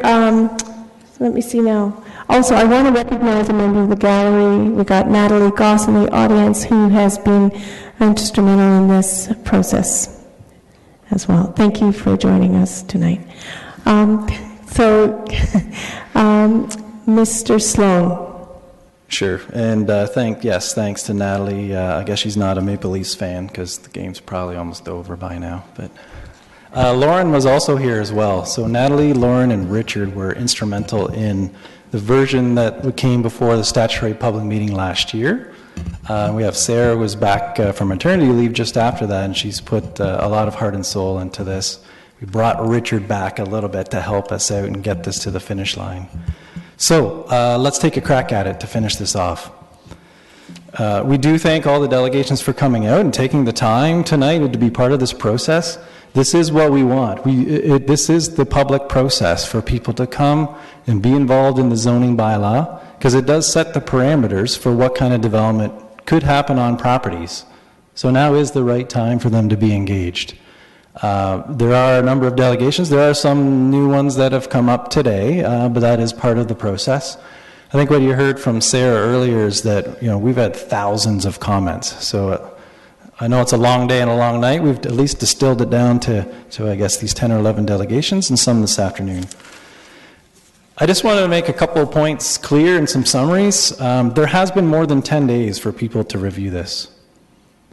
Many of the first draft components came out 2015, 2016, 2017.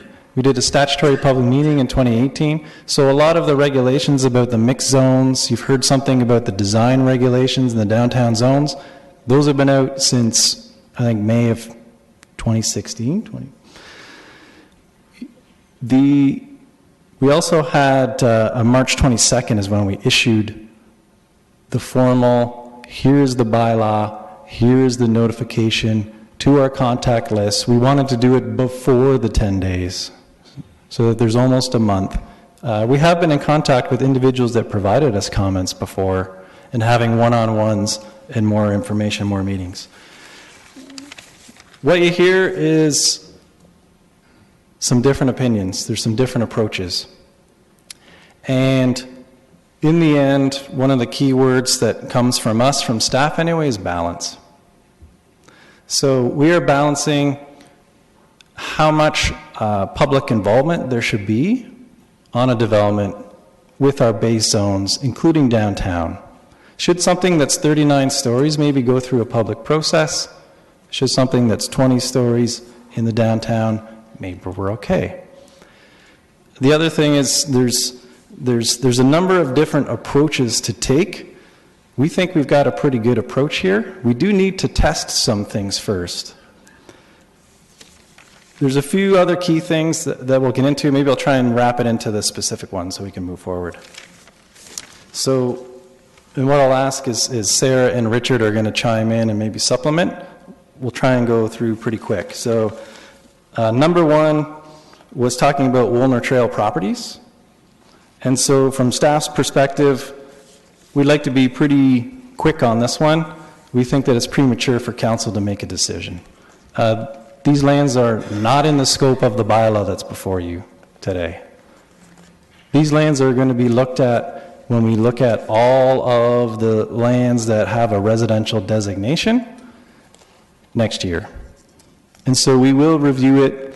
We will review whether or not it's appropriate to be open space or a park or a residential zone. The designation right now is low-rise residential. We haven't analyzed these properties. If you were to pass a bylaw now, you would have to conform to that. For now, both properties are staying what they are zoned now, agricultural. And that was part of the recommendations that the delegation had, kind of maybe a last resort, but if they stay agricultural for now, it's not like they're necessarily going to be developed. There's no worry about that. And we can further engage with the landowners, both one is the city and one's the GRCA. So that's our recommendation on that one. Thank you. All right. Do you want to do with next questions on that, or just keep going? No, I don't. Well, I don't see any questions. Excellent. Number two raised a number of general issues. So affordable housing and bonusing. I'm going to combine that with other topics on bonusing and hold that for a moment.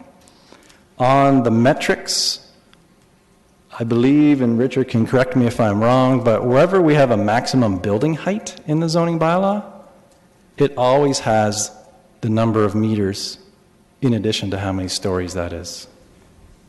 So I have seen some descriptions in there that are just a maximum number of stories, and perhaps you have a definition that I missed of how many meters exactly one story is considered.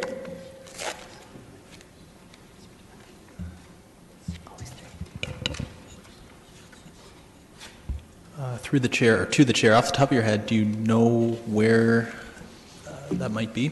Didn't we? Really? Okay. So, well, what's your definition of a story?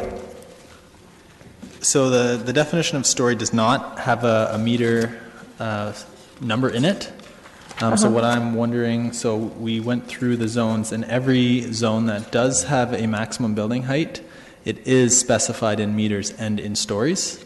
In some cases, for mid-rise and tall buildings, so anything above 4 stories, there are base or podium height requirements, and those are expressed in stories and not meters. But in terms of a fixed overall building height, that is always expressed in in meters and in stories. Okay, so the podium heights, you don't care as much about precise number of centimeters. because you have a maximum number of stories. Is that what you're saying? Through the chair, that is correct, and that sort of touches on a few other points that were raised tonight. So while we do have some design regulations that are in the zoning bylaw, this is an example of one where we are not trying to be rigid. We have built in flexibility to allow some different types of development where there might be a fixed number of stories in a podium, for example. Okay, so I think one of the places I saw it was in section 6, page 4 of 5. We have the regulations for the UCLGs, where we have minimum number of stories for a low-rise, for a mid-rise, and then maximum number of stories in the base of a mid-rise. Is that what you're talking? That's the podium. So that's all that you're referring to then? Yes, through the chair, yes. Okay, thank you. Okay, the third item from the second delegation was about transition, and that's definitely a topic that I've had a lot of conversations with that delegation about. We know where some of the concerns are coming from. We are dealing with an overall new zone for the city, mixed 2 zone and a mixed 3 zone. These can apply in hundreds and hundreds of properties. So if there is a deviation from that today, it could have implications to a lot of other property owners. As I said this afternoon, these mixed zones that do apply throughout the whole city, they are the base zone to start with. And you need to analyze it in the context of where you're applying it. And so in the instance of if you're applying it beside low-rise residential, it's going to depend on some of the other design context. Could it cause shadow or overlook? How is the orientation? When we are doing and applying it to certain properties, that's the type of analysis that staff does, and we're doing that through a public process. And so we've been doing that with the central neighborhoods, including the neighborhood that the delegation is from, and looking at what is the appropriate, if anything, different than the base zone regulation. So in some cases, to deal with many of the things listed from the delegation, it might actually be the rear yard setback might be a better way. Instead of 7.5 meters, maybe it's something different. But what you might do on Weber Street might be different than Victoria Street, that might be different than King Street, that might be different from Belmont Village, that might be different from all these other places. So this is the base zone that we have to start with, that at minimum it has to be this. It is more enhanced than the current zoning. The current mixed-use corridor zoning went through a very rigorous process, public process, and it established 8 stories. So a lot of these properties already have this zoning allowance of 8 stories beside 3 or 4 story residential that exists right now. What we're introducing is, at least at the rear, it shouldn't go 8 stories straight up. 6 stories, and then step back, and then go to the last 2 stories if they max out. There are different parameters we could do, and we'd like to work with the delegation on the specific context of that area. Okay, thank you very much. So I think what I'm hearing is that there may be some conversations between now and April 29th and if there are, then we can, if there are any adjustments to be made at that time, we can. To the chair, our suggestion is that the conversations that need to happen are through the assignment of the zone in the specific neighborhood. So we don't expect, or we're not necessarily as staff anyway, recommending that we have those base zoning conversations between now and April. Okay. But we have committed that when we're assigning it to these other properties, that we'll continue to do that public process we've already started. Okay. What I think I'm going to do is, as the ward councillor, I'm going to myself ask that we have just a follow-up conversation so that I'm clear on that offline. I don't see any other questions about that, except I want to know what happened about the comments. Were there no, Mr. Yager says that he submitted comments in his opinion, but then they weren't reflected. Is that, I'd like to ask you to answer about that after as well, okay? To the chair, yeah, we can answer that right now if you want. I don't think we want to take too much of the audience or committee's time, but we didn't have any official comments logged in as far as I know. Ms. Coutu. Through the chair, to supplement that, comments were received after the statutory public meeting last year. So all the comments we responded to were ones received prior to or on the day of. Okay. And as Mr. Sloan indicated, the delegate has been involved in many other planning processes, specifically consideration of zoning for their property through another process, and we've responded to those questions through that process. Thank you. Okay. Next, we have the question about the 2 Ottawa Street South properties from Mr. Rob Curry. Sure. And notwithstanding whether the comments were there before or not, Mr. Yeager was here tonight, and that's all that matters. It's another public meeting, so he was here. He made it. So number 3, Ottawa Street. Again, I think we'd want to be brief and quick on this, and Sarah can please supplement me as you will. And in the sake of time, I'll have to be a little bit direct, so I don't want to be too insensitive to the landowner and the purchase that they made, but... Hold on, sorry. Before you make that comment, I have a council... oh, sorry? Oh, you want to hear Mr. Sloan first? Okay, please, sorry, proceed. These properties we've been dealing with since the 1990s in this area. And I don't know if we could say the ship has sailed, but there are pieces in place that now we're just finalizing it and kind of moving on. So just to be clear, this is not a heritage designation. Natural heritage conservation is just the way and the language we use to describe environmental lands. So there's no heritage designation. The delegate and others have had a bit of confusion with that. This property is part of a larger amount and group of properties that are in a regional core environmental feature. It includes provincially significant woodlands, provincially significant wetlands. There's essentially no development that is necessarily possible there from our standpoint anyway. Saga has been going on for a long time, and there's been a lot of direction that's now been put in place. The entire property is green. So as staff, and if you have a bylaw before you to recommend, it has to conform to the official plan. The in effect official plan is the whole property is green. However, staff have recognized that there has been an existing dwelling there for a number of years. And so we are recommending that even though it's green, that we recognize the existing residential dwelling, and therefore he can add the swing set or work on the existing dwelling, and it be legalized, not legal non-conforming, but legalized.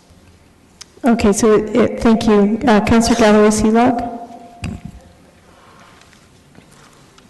So is there no way for a compromise to happen here with respect to the possible 60-40 so that they have the ability to continue to work with their existing properties in the envelope with which they currently would live on the property? Through the chair, I'm going to say that it would be the cold-hearted planner. Like after 20 plus years, the answer is no. Is the entire property part of the provincial wetlands, or is it just a portion of the property? The entire property. So if someone wanted to prove otherwise, they could, like anybody else, do a development application and hire consultants to prove that it's not part of the region's core environmental feature, that it is possible to do some additional development. But in the absence of having that technical study, that scientific study, staff can't recommend to change that. And we're pretty sure that the region, who is the approval authority for official plan amendments, they would have to rule on it as well if council wanted to not make it green. But is there not an opportunity to designate a portion of the property something different not developable, but allowing them to have access to their property to do as they please on a certain portion of it. Is there not a different zone or a different mechanism we could use to do that without? Through the chair, we're proposing that site-specific regulation to recognize, the existing residential dwelling. Anything beyond that, council would have to consider reopening the official plan designation. And you would, in theory, should be informed by some technical studies for that if you wanted to revisit, and that's not necessarily in the scope of today. And to supplement to what Mr. Sloan has said, it is also within the regional official plan too. And as we've said, we have to conform to the regional official plan. So we wouldn't be able to support an official plan amendment without the region supporting that too. And following submissions that were heard last year of April 2018, we did check with regional staff, and they did confirm that they are still of the opinion that this is a regional core environmental feature due to the presence of the regionally significant woodlands.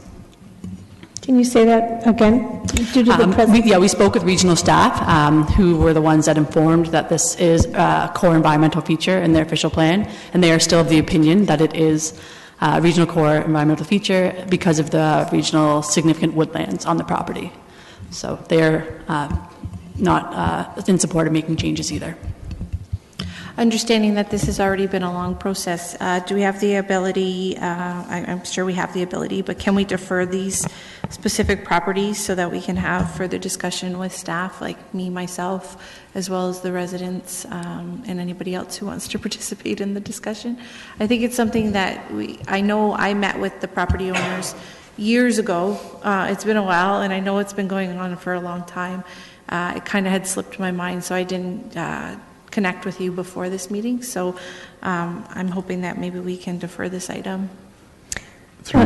May I just quickly address that? So through the chair, staff would not be recommending to defer it, but obviously it's to the purview of members of committee if you make a supported motion to do that. I'd suggest if you do, then maybe the proper mechanism is to add it into the list that we have through the committee administrator for May. And if that occurs, it would be good to have region and city environmental staff in that meeting. Okay. So, Councillor Gallo-Lucillac, you're welcome to bring that forward as an amendment, but we also have Mr. Mayor looking to yeah, I'll bring forward the deferral motion on that to the May meeting that we're lumping them all into, so I'll make that motion. Okay, terrific. Thank you. Mr. Mayor Urbanovic. And I was just going to say I'm certainly supportive of that. I know that this is an issue that has been important to these residents for some time, and I think it'd be worthwhile, not recognizing that there has been a lot of work done, but it'd be worthwhile to give it one last look to see if there is anything we can come up with, and also to help them, if nothing else, if it isn't feasible, if we can't come up with anything, to just help them better understand where it's coming from. Okay, that sounds good. Thank you. Number 4, I think we're at. Yes. Ontario and Weber. Yes. So very quickly, I think one of the members of council said they have many thoughts beyond the scope of this meeting, and I would agree that we do as well. I think that we would, at this point, have to recognize that they do have applications in play. They're in the process of the applications, and that's in the challenging time of a new bylaw, and it depends on when the bylaw is in effect versus when not. I think that if members of committee were to add it to the motion to defer to May, then staff would support that.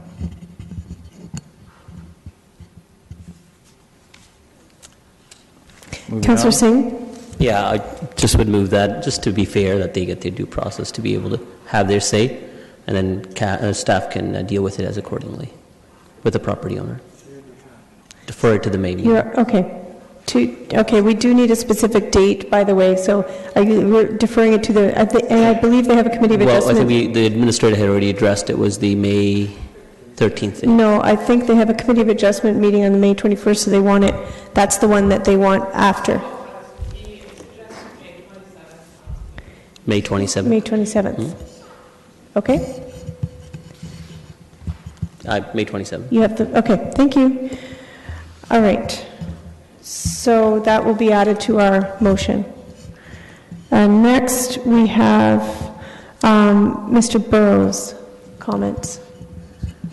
Yeah, so to the chair for 5, 6, and 7, so Mr. Burrows, Mr. Rowe, and Mr. Shields. I think I'm going to lump those together in terms of the bonusing comments, and then we'll talk about the design comments. But before that, I'll hit on a few others and get to some of the other delegations, if that's okay, so we'll come back to that. That's fine, and that's when you're going to address the comments about the affordable housing incentives as well. That's correct. Okay, so moving on to number 8. So, number 8, again, these letters were new today. I think at this point in time, the staff recommendation would be to continue with what we have recommended. They are kind of, we'll call it caught in the employment lands situation. We recognize that some of the central neighborhood areas are a little bit different, but they're just outside of downtown, so there's a little bit less flexibility. We'll just leave it to committee and council. These are newer lands, and so we haven't had a lot of conversations or back and forth with these applicants, so it's up to you if you wish to put it into the May pack of deferrals as the delegation requested. I think staff are comfortable with the zoning that we have. The piece that I, as the ward councillor, am not comfortable with yet is to understand whether or not the changing in use with the revolving door of startups or small businesses that are not necessarily long-term tenants, if that is going to be a problem with a legal non-conforming situation, then I would want to discuss it further. But I'm also happy to do that between now and the 29th. It's reasonable, and it depends to the chair. It depends on what uses they are requesting or defining. Like, we would need to know that. Mm-hmm. Like if it's tech uses, if they're research and development, if it's manufacturing, like those are all covered. We have pretty broad definitions. But if it's something that's beyond being able to define, we would need to know that from them. Okay, thank you. Next, we have the properties that Ms. Price brought up that are Charlie West and the 100 to 120 Vic properties. So to the chair, we don't believe these ones are in jeopardy, as the delegation stated.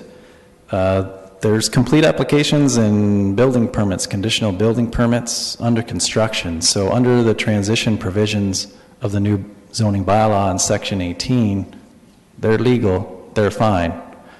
The delegation has raised to us in these letters and brief information that there may be some question about these, what if a site plan is modified after the complete application is submitted. And although that could be interpreted, and we believe it's fine, it's still legal, there's a suggestion that we'll maybe just add that clarity in the bylaw for everybody. And so I think at this point in time, staff are comfortable with that. And so that, plus a few other written submissions that maybe weren't delegations today, when we conclude, we would like to suggest some minor amendments to the recommendation, including the one about this delegation. Okay, that sounds good. And did you have additional comment at this time? No? Okay. All right. So number 10 from the delegation on an environmental matter, and this was great to hear. We're glad that they took some time out of their day. Number 11, Weber and Young. Very briefly, this is not in the scope of today. So these properties are not in the bylaw that's before you. These properties are in Civic Center neighborhood. We've started the public process for that. Our intent is to bring them forward this fall with the rest of that neighborhood. So there is the opportunity to continue to engage the landowner in what the site-specific zoning might be for that property, along with the neighborhood as well, again in a balanced approach. Okay. And I think we've already talked about number 12 in terms of the nonprofit and the tenants topic. So that brings us back, I guess, to downtown, bonusing, and some of the design regulations. So very clearly about downtown, the official plan has a floor space ratio max in most cases of 3.0, and you can increase it through zoning, through bonusing, which means for added height and density in the downtown, there should be community benefits. If you want to take advantage of the city's approach of having this encoded in zoning, any landowner could still make a site-specific application. In order for this new bylaw, it has to conform to that, and so that's why the bylaw is still at that level and still with those floor space ratios. We understand what Mr. Shields has brought forward previously and today. What we've identified previously and will say again today is we've got the capacity to accommodate the growth that we've been allocated under this new zoning bylaw and with bonusing to the year 2031. The region's about to update a process to look at to the year 2041 how much growth to accommodate, and so we've identified that that would be an appropriate time to re-look at the maximum floor space ratio. So the region is going through an official plan review in the next year or two with these longer horizons and with the new growth plan and all these amount of growth that we're having. We have to conform to that, and so we would revisit it at that time. If we were to change that right now, we would need to change an official plan amendment. We're into a bigger scale discussion and would need to kind of go back and redo some consultation. Bonusing. And Richard can help me out here. Is that if that's a topic, that could definitely be a topic to further talk about tonight. Now is the appropriate time. And so it is helpful and nice that some delegates have now had the chance to look into it. We didn't receive any of these comments before. So these are all new comments that we've just received. But that's okay. We think that we've got a pretty good approach, but we need to test it. We need to get out there and see if anyone will even use this in the next 2 years. This might be a short-term transitional thing. We're trying to bring it in when the DC exemption has now sunset. We've got some planning tools here that we're trying to help provide incentive, but still balancing what should go through a public application versus where we go. We could talk about specific topics, but let us know how far you want to go. We have some questions from Councillor Davey and perhaps others. Thank you, and I appreciate the lateness of the hour, how accommodating staff is on this. We were, obviously we're all tired because we work on a lot of stuff all day, and these guys have been working on this for years. So yeah, I just want to touch upon that a little bit. I would like to get staff's comment or response, I guess, from the sentiment that the density was higher in the past, and I guess the question whether staff views density in and of itself a community benefit.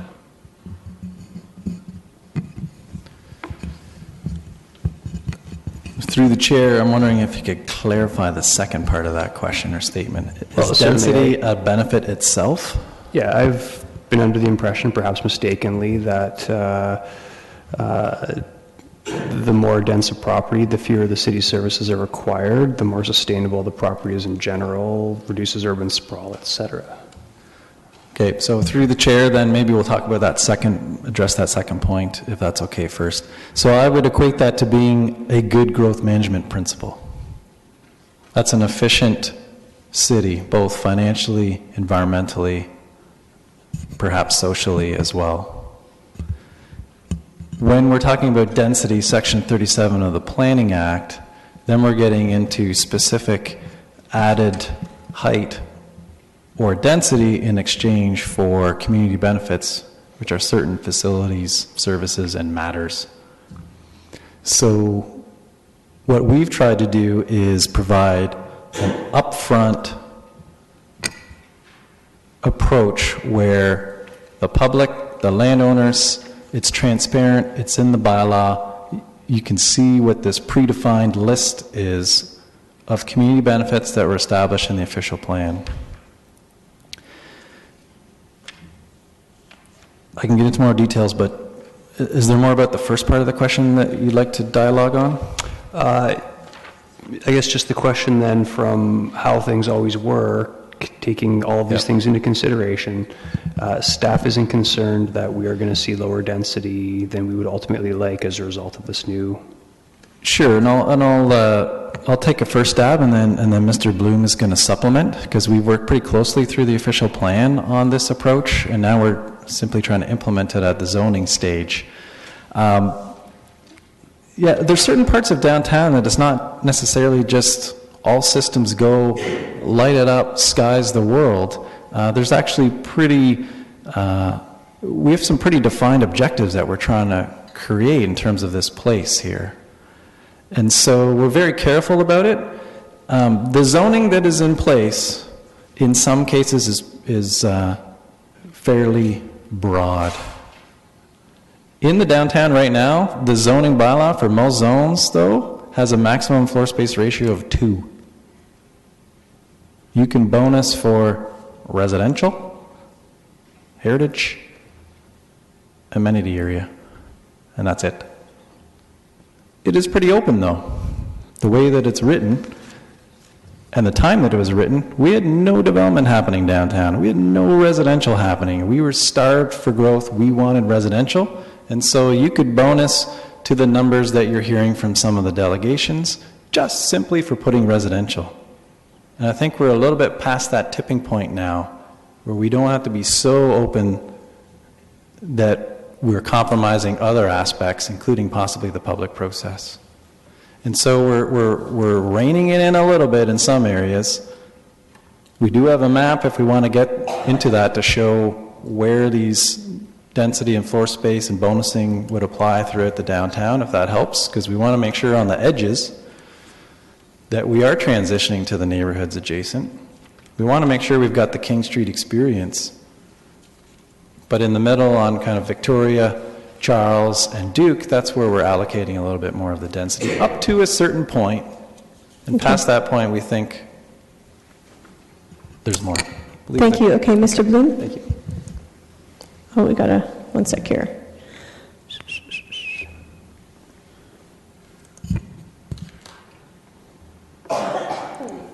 Okay. Through the chair, I think the clarity I want to add is that the base is not necessarily 3. The base to build as of right without doing any amenities is 3. The base to me is really 8. So if you build up to 3, there's no requirement to provide community amenities.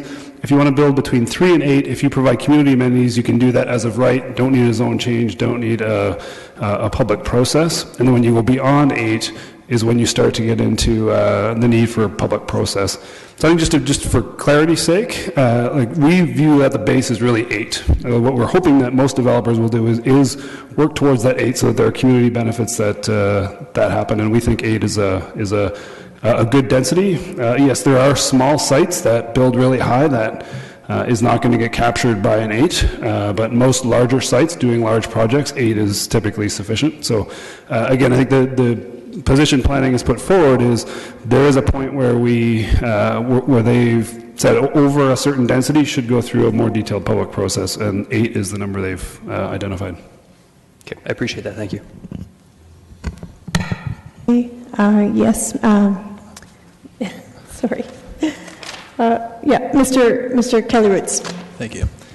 Through the chair, I can expand a little bit further on Mr. Sloan's and Mr. Bloom's point. I'm also, for committee's information, going to just give a little bit of a more detailed breakdown on exactly where in the downtown the highest densities are proposed.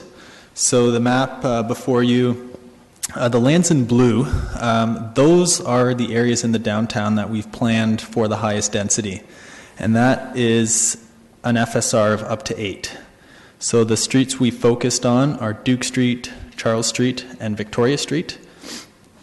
The lands shown in the orange-red there, those are generally on the edge, or they're in the market, or they're right downtown on King Street. We have some other special rules that we're happy to expand on further if needed. In terms of different, so in those areas you can't get up to the 8 for a variety of reasons. In terms of how we came to the number 8 as the cap with bonusing, and we encourage again committee to look at the number 8 as the actual cap due to the clear nature and predefined bonusing regulations that we've included. So in our mind, once you exceed a floor space ratio of 8, that's where you're really getting into the types of projects that are going to, shape the downtown skyline, potentially have more impacts on neighboring properties.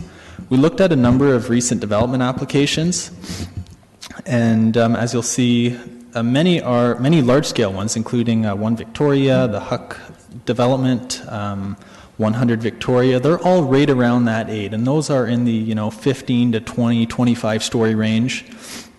You'll note there are 2 on here that are quite significantly above the proposed maximum of 8 with bonusing, and staff note that these are well above 30 stories, and it's our perspective that once you get above 8, that more of a public process is warranted. So that's sort of some of the rationale for how we came to that number, and it's primarily a focus on public process, recognizing that once you get above 8, the impacts are more considerable to the downtown community. And we're happy to expand on any of those points if needed. Thank you. Okay, thank you. So maybe just to finish the final item on bonusing, because some of the delegations mentioned a few things, and we do intend to provide more clarification of how the bonusing occurs and how the provisions actually work through a bonusing implementation guideline document that can come back to council. Okay, that sounds good. I do have a few additional questions in the queue, and I'm just wondering if you're hoping to look at that after Brandon's discussion or before?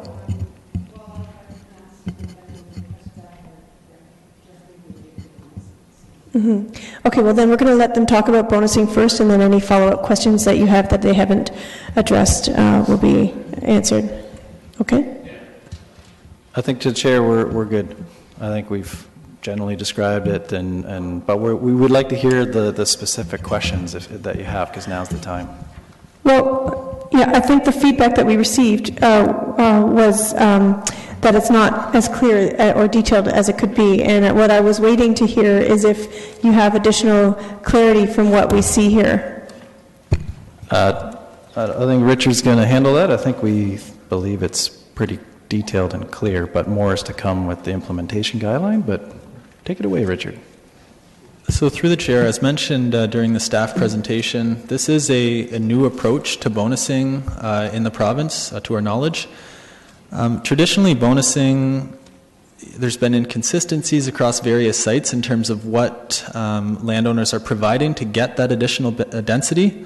One of the key benefits of this approach is that all of the community benefits are directly in the zoning bylaw, which means consistency across different sites in terms of what the community is receiving in exchange for that additional density. Since the first draft, it has been a consistent comment, particularly from Mr. Shields and others as well, that there could be further clarity added to the bonusing table.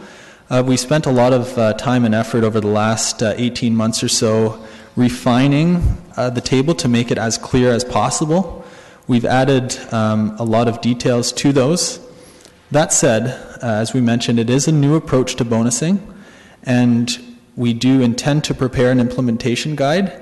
However, we feel it would be most efficient to be able to take the proposed approach through some test cases in order to get some lessons learned from that.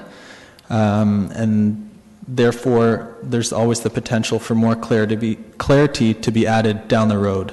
So overall message, we have spent a lot of time making the bonus table more clear. We feel it is as clear as it can be, and we intend to take it through some test cases when and if the proposed bonusing approach is implemented. All right. Thank you very much. So, Mr. Bloom, you wanted to comment?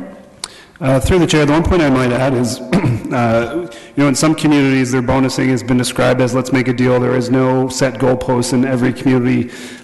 Depending on the will of that council can either be favorable or not favorable.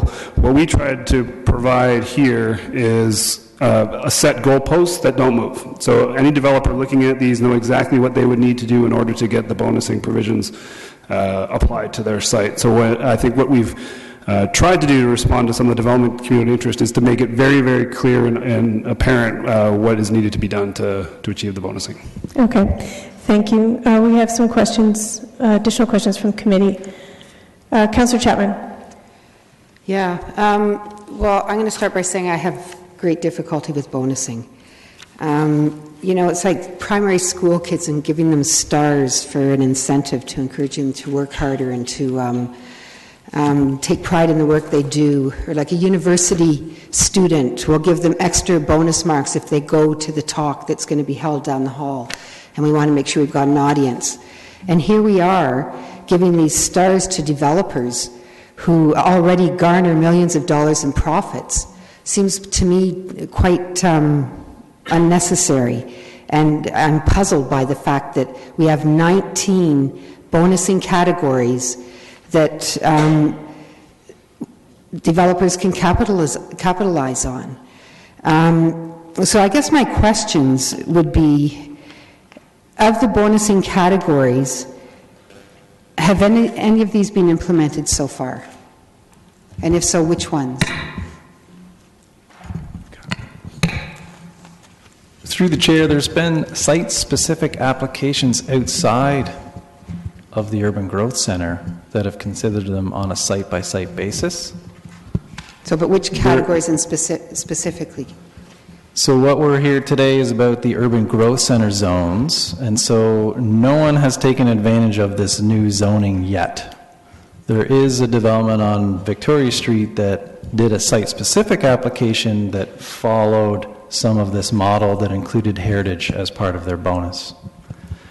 The other thing we want to make clear, I guess maybe it's 2 points, is that anything in here is over and above the standard requirements for any average development. And the other part is a lot of these items that are the community benefits and using the bonusing tool is because we can't otherwise require that through the development application process. So in the planning world, we can't require affordable housing right now. But having bonusing gives us one of the tools where we can try and encourage and use that, and that's actually one of the highest rated topics that is in here. As it was mentioned by some delegations, it's easy to achieve, but that's because we want affordable housing. Okay, so heritage is one, you mentioned. You and I spoke back in, when was it, during the election campaign, and I asked you about Trinity United Church. And I asked you, at that point, the number of stories was set to be 33 floors. I now understand it's up to 39 floors.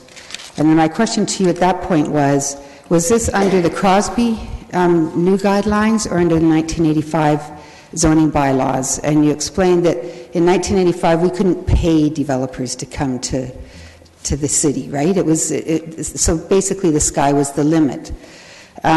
So I'll pose the question again. How do we get from 33 floors now to 39 floors? Is there bonusing that can help us understand that growth? Through the chair, the answer is no, it's not bonusing for that particular site. So if you're talking about at Frederick and Duke, that site is within one of the zones that we heard about this afternoon. In the D4 office district zone, it actually has no maximum floor space ratio limits or no maximum building height limits, so it didn't have to necessarily use bonusing. Okay. The new proposed approach that we have for that type of a development would have to go through a site-specific application. If they wanted to go up to a certain amount that we're putting in here, they could choose to use bonusing and provide community benefits. But something of that scale of 39 stories would exceed what staff are proposing and would have to do an application. So we're actually kind of bringing it down a little bit. So I thought when we spoke about this again, it was back in before October sometime, and I asked you if it had been under the Crosby bylaw, they wouldn't be able to go 33 stories. They'd only be able to build about 25 or 26 stories. So this is all through negotiation. Under Crosby, we allow so much, but you can actually almost double your height under, not quite, but... They would have to do an application. An application. Okay, I'm just getting more confused. And are there any categories of these 19, as you go through this trial testing process, that you would consider eliminating? From the bonusing categories that appear in this section of the document, are there any of them that you would be willing to consider eliminating? Through the chair, our approach for bonusing is we're implementing the list that's in the official plan, plus a few others that we've heard and considered as some of our objectives, including some economic development objectives. At this time, we wouldn't eliminate them, but we have indicated that we would revisit this list, and we see the list changing or reducing over time. It would be a good thing to have too many buildings providing affordable housing, too many buildings and sites providing great streetscapes and public realm and parks, too many buildings providing public art, or that are lead sustainable development. I think once we get to that point, then we can revisit whether or not we would include them in the bonusing tool. Councillor Chapman, you're out of time. Can I talk again later? Yes, just cue back in, please. I'll come back later. Okay. Mayor Urbanovic. Thank you very much, and I just want to, I guess, follow up on this conversation, particularly as it relates to the downtown, because it is something I've been sort of reflecting on and thinking about a fair bit lately as one contemplates some of the new developments that are going to be going up and their height. And, I've always been a proponent of trying to develop, a skyline and having some density. But I'm also increasingly concerned around sort of the people-focused development, particularly when we think about our downtown and its narrow streets. So when I, as an example, go to many urban centers in European cities, or even in many American cities and so on, but particularly European ones, I mean, you've got 6-8 lanes of road, maybe a boulevard down the middle. And you're still sort of leaving things to 6 or maybe 8 floors so that people are feeling comfortable, walking through this environment. And I'm just wondering, as we looked at the whole downtown and not just King Street, how much did we factor that into what we're proposing here for the downtown in the long run? I mean, I think density is important, and downtown is certainly the place to have it.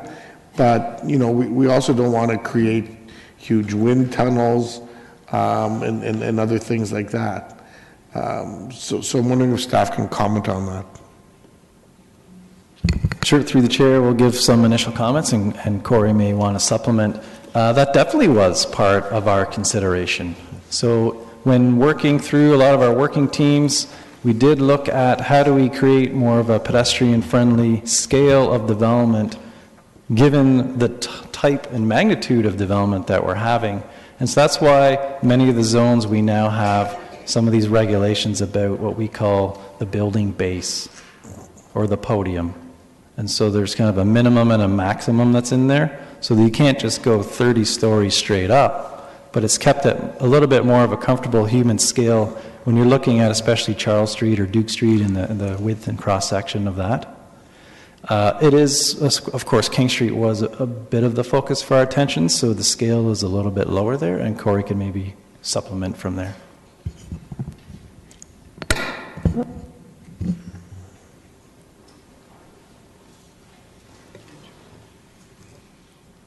We did a lot of visualizations too in 3D modeling. I'm trying to get Mr. Bloom on, but the maximum, there we go. So through the chair, I would agree with the mayor. I was probably one of the biggest advocates for making sure that we also, we find a good balance between density, which is necessary, but also maintaining those positive street experiences. And there's a couple examples. So obviously we touched on King Street, which is our most important pedestrian street, and making sure that we don't turn that into a kind of a Bay Street effect. Included in that is certainly Queen Street between the two laneways, so from Halls Lane to Gowdy's Lane, making sure that we protect that scale as well. And then the third area is the Market District. You'll see that there's portions of the Market District which bonusing is not allowed because there is a scale of buildings around sort of the form of Market Village that I think people value, and we want to be able to maintain that kind of feeling and experience even within a large, dense urban core. So I think really what we've tried to put forward is the most balanced approach between density and experience. But I guess I'll just go one step further and ask, I mean, have we factored in things like, wind tunnel effect and so on? I mean, we know where the prevailing winds are coming from. If you all of a sudden have, along Duke Street, a bunch of, 20-story towers, are you going to be creating a huge wind tunnel and so on that's not going to make it very pleasant, even though you may have, even though all of them may be built on 4-story podiums, as an example? Through the chair, I can respond to some of the commentary about wind tunnels. So as members of committee are aware, recently council approved the tall building guidelines, and there are a number of elements from that we've taken forward to the downtown zoning regulations. And this touches upon some of the other commentary raised by delegates tonight regarding some of the design regulations in the downtown, specifically ones regarding minimum and maximum podium heights and the step back. So those are kind of related. So essentially, for example, if you're proposing a 10-story building somewhere in the downtown on Duke Street, you have to step it back 3 meters after either the 3rd, 4th, 5th, or 6th story. And that's a little bit of extra detail there, but essentially the purpose of the step back in zoning, which we've included in the downtown zones, is to account for wind. And basically there's a number of other elements in there as well. So if you step back the higher portion of the building, you allow more sunlight into the street. There's a more human scale development that's created. And so we've essentially brought forward recommendations from the tall building guidelines into the new zoning to account for elements such as wind. And I know my time's passed up, Madam Chair, and I'm just going to say, I know, and this is just an example of one community, and it was Gatineau a number of years ago, basically went and did an electronic exercise where they placed developments through their downtown based on their zoning, so that both the city and future developers could get a sense of, what might be created and look and feel. And I think it's something that we may want to look at in the near future, particularly as these approved projects get built up, so that we get a sense of what's proposed here and how things might develop going forward. Yeah, just a brief response, sorry if that's okay, Madam Chair. Yeah, we've done a lot of 3D visualization and modeling, and each development we require a wind study. Yeah, I remember seeing some of that modeling, the 3D modeling. Mr. Reedman, you want to comment? Yeah, through the chair. So there has been some modeling done through parts and some other work, but something we've been talking about at CLT is an overall design vision body of work to tie individual parts of our strategic plan together, as well as to help convey what our future vision for the city is. So that's something that we're fleshing out right now through some discussions. Okay, thank you very much. All right, and so we have Councillor Chapman. Okay, thank you. So I'll try to, I guess, summarize where I'm going with this. And I'm very tired, so if I fall asleep in the middle of it, please forgive me. So things like green roofs, green walls, grey water systems, stormwater management. We had a presentation by Claire Bennett. Was that today? And thank you. You know, talking about sustainability and you know, reducing our carbon emissions, etc.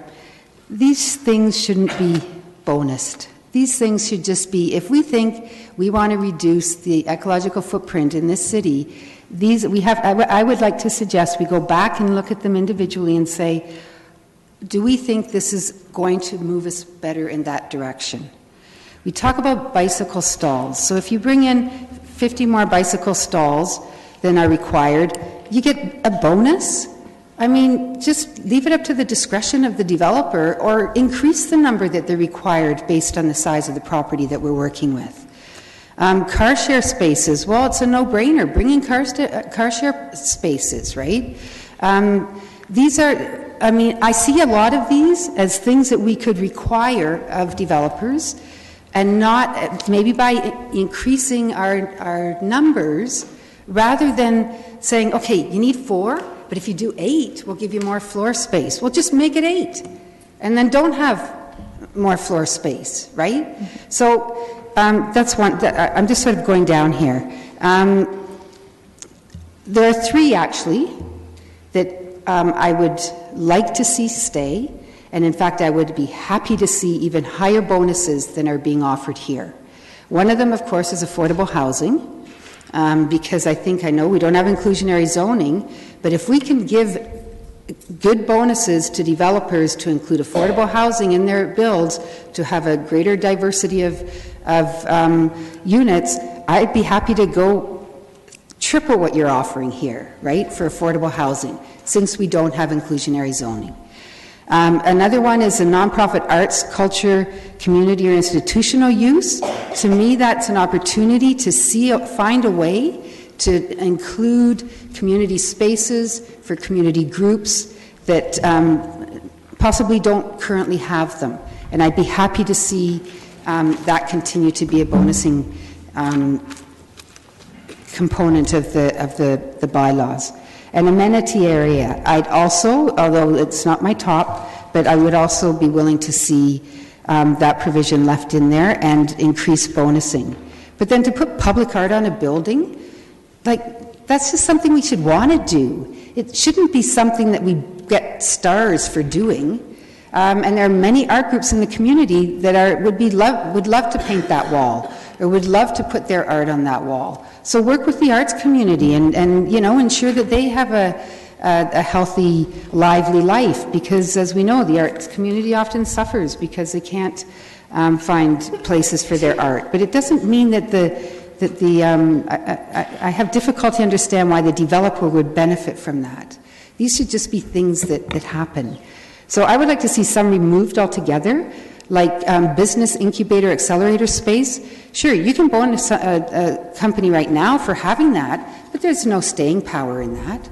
So it might be here today, gone tomorrow, and in the meantime, you've bonused that space. Food store, likewise. I mean, we need food stores in the downtown core, but if you give a bonus to a developer for putting a food store in their building right now, 2 years down the road, that food store may no longer exist in that location. But, you know, we've given bonus marks for it. Design excellence, I think was already mentioned. It's quite vague, and how do you actually measure that? And designs constantly change. So those 3 I would eliminate altogether. Also the public art one, I think you just turn it into a requirement, or you hope that there'll be, you know, the willingness for the development community to work with artists, because it's such a decent thing to do. So, I mean, I won't go into any more, but those 3 that I mentioned, you know, if this is a test, would you consider picking 3, maybe not the 3 that I'm suggesting, but picking 3 and increase the bonuses and then see what it looks like, see how it worked out. But I would hope that those 3 that, if you're willing to do this, that you pick, would be ones that really are going to benefit the majority of people in the community. With all... That's I'm done. Okay, thank you. Councillor Chapman, I appreciate where you're coming from, and you have shared your passion about this topic, and I would just suggest that since staff have been putting their minds to this for several years now and have been developing this system, I think that they may have likely already thought of ways to mitigate those concerns, right? Not necessarily all of them, but what I want, before I turn it to staff, I want to say that we can't be creating policy on the fly. We can't just decide tonight that, but that's my opinion, but you're welcome to bring forward a motion to not approve the bonusing structure, but I would suggest that with your level of discomfort at it, I think that it'd be prudent for us to think about an offline conversation that's longer, and then there's an opportunity later at council. But that's your prerogative. You can just if you want to bring forward an amendment, that's your choice. We'll just to staff through the chair. We'll briefly. Richard's pointed out a good point. Like, bonusing is the mechanism to secure the things that have been identified. We can't require a green roof. We can't require additional bike parking beyond what the minimum standards are. This is the mechanism to actually do that and achieve that. And as we go through, and as the standards may change over the years, then we would adjust the bonusing down and eliminate. But right now, when the standards are here, we're trying to encourage and achieve a certain amount. We need it. It also gives us the legal mechanism to have an agreement. So by going through and using this section of the Planning Act, then we can get an agreement about affordable housing and how long it is, or where the park space is provided, how the streetscape is done, how long the store grocery store would have to stay, or the nonprofit arts space would have to stay. Because without it, if we just tried, we can always ask in the development applications, but we can't necessarily legally require certain things like that. Or they may put it in and then a year later they just take it out if they can't fill the space. This gives us the mechanism and the tool to do that. The other thing is, and the councillors have raised some really important community interest points, and we agree, like, affordable housing is the top provision. We've also heard when we did the official plan that we need to get further on transportation demand management, on green infrastructure and green development, on all of these other matters, and that's why to others there's a community interest or benefit in these other lists. It is pretty lengthy. It is what we have through the official plan. We do see it contracting over time. When we look at bonusing for maybe the LRT areas, it may be more focused just to like top 3, and we're going to get there. Through the chair, I can expand a little bit further if you don't mind. That's fine. Thank you. So just to expand a little bit further on Mr. Sloan's point in response to Councillor Chapman's comments, one of the things that I would like to note, or staff would like to note, is that yes, the intent of the bonusing framework is to incentivize development, so the developer. The key part of it is actually to benefit the community. And that's why we've included a lot of these community benefits, is to ultimately have in place things that are nice for the community. What I heard from some of your comments is that ultimately things like public art or green walls or car share spaces are good things, and we want those. So to add a little bit to Brandon's point, we don't have a lot of mechanisms in place right now to secure those. And so with the bonusing framework, we've proposed an approach where the developer benefits because they gain additional density on their site, but also the community benefits because they're getting the car share space, the extra community space in a new building going up. And so we feel that it's not just about the developer, it's mostly about the community. Okay, I would like to suggest just a 5-minute stretch break so that we wake up a little bit. Like, we're not, I don't know that we're almost done. Are we? What's that?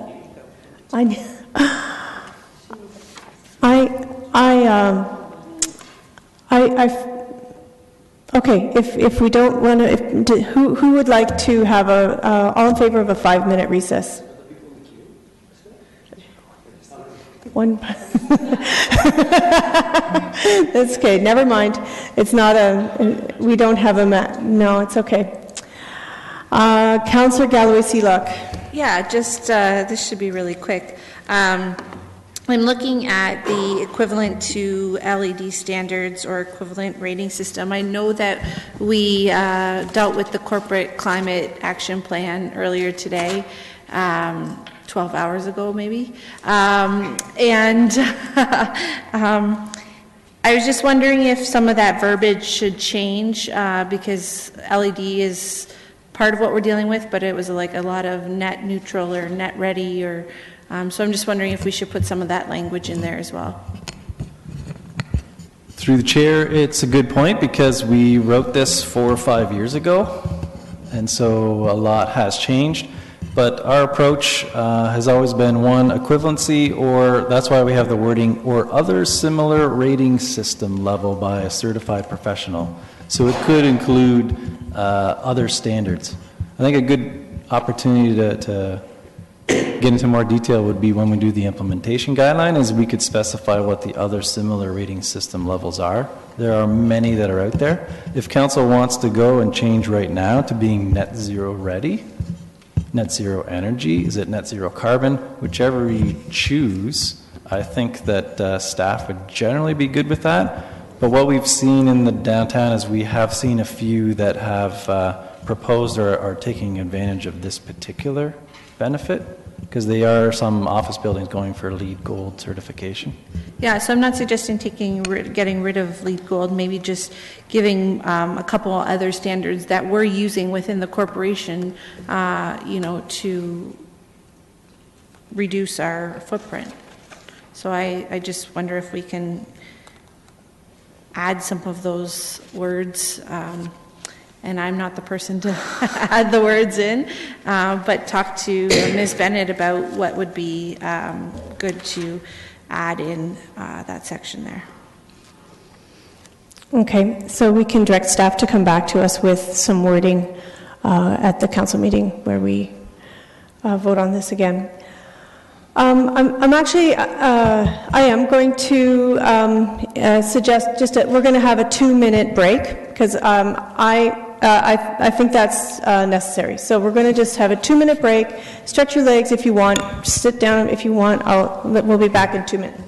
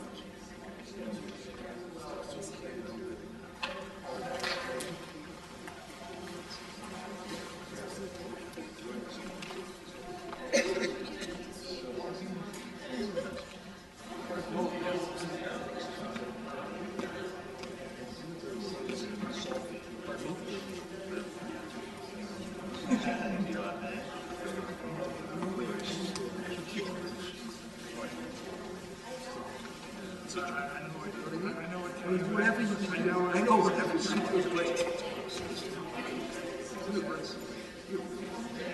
wish I could say no.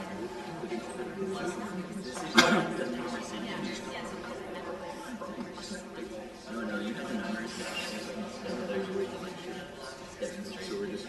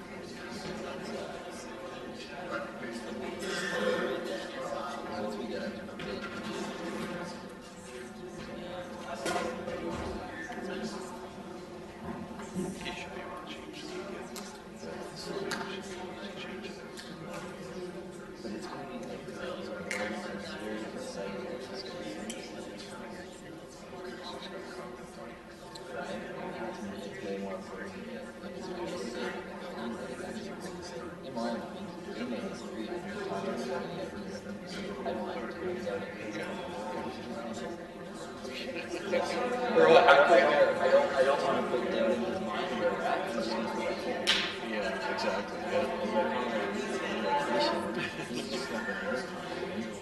I'm not chasing him, but I don't want Okay, guys, we're going to get back to this. Thank you for humoring me. I really appreciate that. And everybody's awake. Oh, somebody's on the phone. Are we ready? Let's do this. Councillor Chapman. Oh. Are you back? No? Well, I'll... Okay. I have no one in the queue except for Councillor Chapman. Councillor Chapman, you have had 2 rounds of questions. And it's not a question, it's a proposal. It's a motion. A motion? Okay. Okay, so I'd like to propose that we defer the bonusing component of the plan until I have the opportunity to speak with staff more about this and see if there's any wiggle room until, I don't know, a date, May 27th.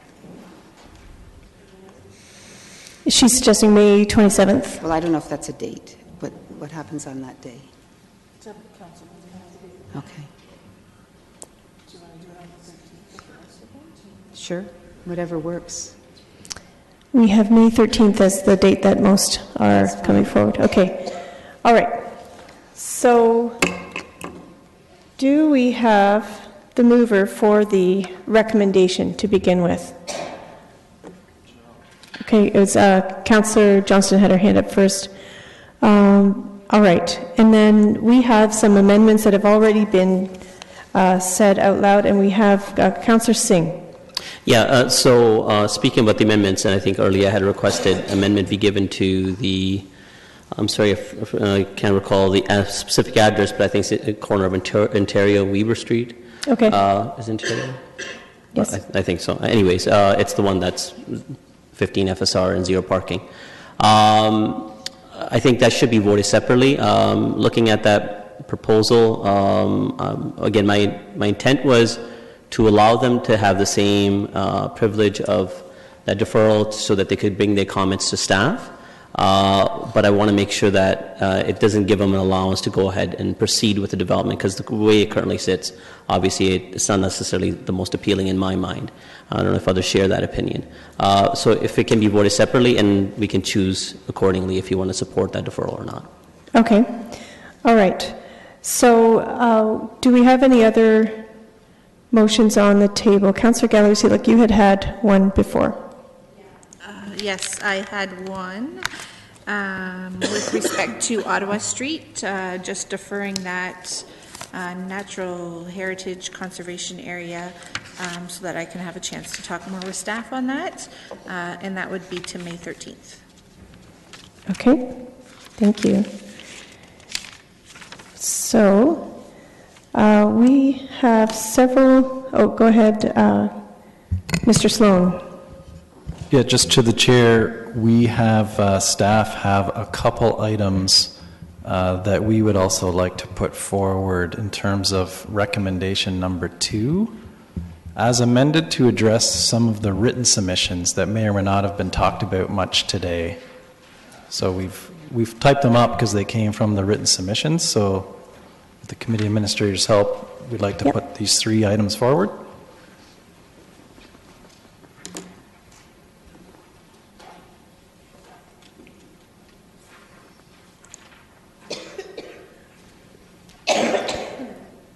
Okay. So who would like to, so staff is recommending, that is nice and big.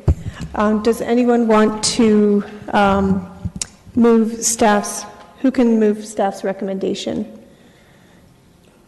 Councillor Ioannidis. So can you read that out loud for us, please, Councillor Ioannidis? You can see it? I can barely see it. There we go. That a new zoning bylaw and associated mapping attached to the report as Appendix D be approved as amended. 1, added provisions to clarify parking permissions for properties with 2 or more zones. 2, add provisions to clarify compliance of future modifications to complete site plan applications submitted prior to the new zoning bylaw effective date. 3, revise site-specific provisions, brackets 42, to delete provision B, whatever that Roman numeral is. And okay, B7, B12, oh yeah. All right, thank you. Yeah, but I think we both need to go back there. Okay, so let's see here. All right, so we now have several, and that we can vote on. Pardon? Sure. Okay. So the first one is to vote on. We're going to vote on these separately, and I believe that the idea is to defer them to the May 13th Standing Committee meeting, or May 13th date, whether it's Standing Committee or Special Council. Is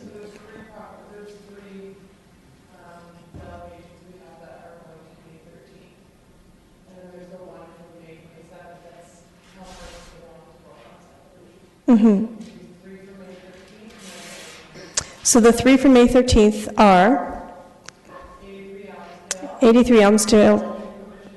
If you can turn on your microphone so that we can hear you. So there's 83 Elmsdale Drive for the holding provision only. Number 2 is 32 Duke Street 2-22 Duke Street East, 49 Queen Street North, and 84 Frederick Street. And then number 3 is 1893 and 1901 Ottawa Street South. And then the one from May 27th I have is 149 to 151 Ontario Street and 21 Weber. Okay, thank you. And just to clarify those dates, the address for Ottawa Street, it's 1893 and 1895 according to my notes. So I had that on the chair notes, but I believe what he had on his presentation he side was corrected it? 1901 as his neighbor's address. 1901. Correct. Thank you. Okay, so let's vote on the, does anybody require us to vote on anything separately other than the last one? We can do 3 at once, 83 Elmsdale, 32 Duke Street, and the other Duke Street, 222, 49 Queen, 84 Frederick, and then the Ottawa Street South, all will be dealt with on May 13th. All in favor? Opposed? That's carried unanimously. And then the deferral to the May 27th council meeting, 149 to 151 Ontario Street and 21 Weber Street. All in favor? Opposed? That's carried. Then we have the 3 that Councillor Ioannidis brought forward. All in favor? Opposed? That's carried. Now we have the main. We're going to do. Thank you. We're going to do a separate one. Actually, for just the downtown properties, the UCLGs in general. Correct?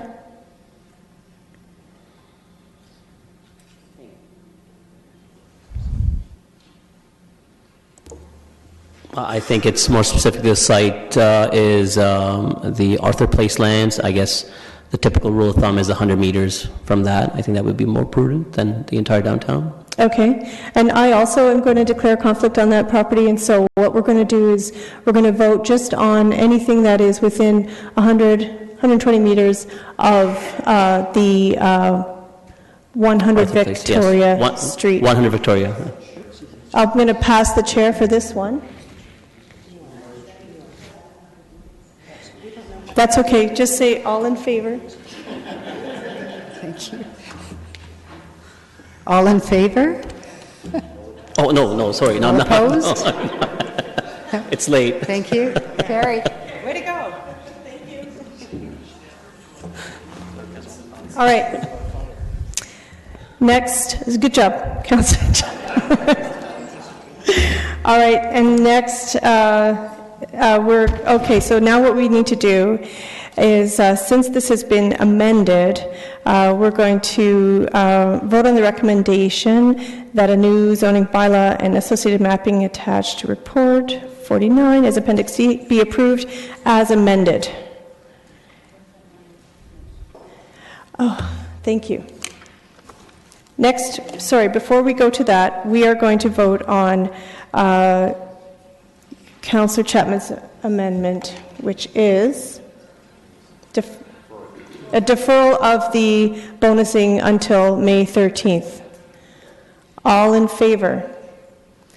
Opposed? That's carried. Thank you. Councillor Galloway-Seelock. Yeah, I just want to make sure that we captured some of the things that staff were okay with changing, like with the properties that were in transition. You said you were going to add a clause in there. Has that been captured already? Okay, we're good. Thanks. Yep. All right. And so then, now we just have the remainder of the recommendation as amended. All in favor? Opposed? That's carried. Thank you, everyone, for bearing with us on this very bill. And sorry, Councillor Johnston was the mover of the original motion, recommendation.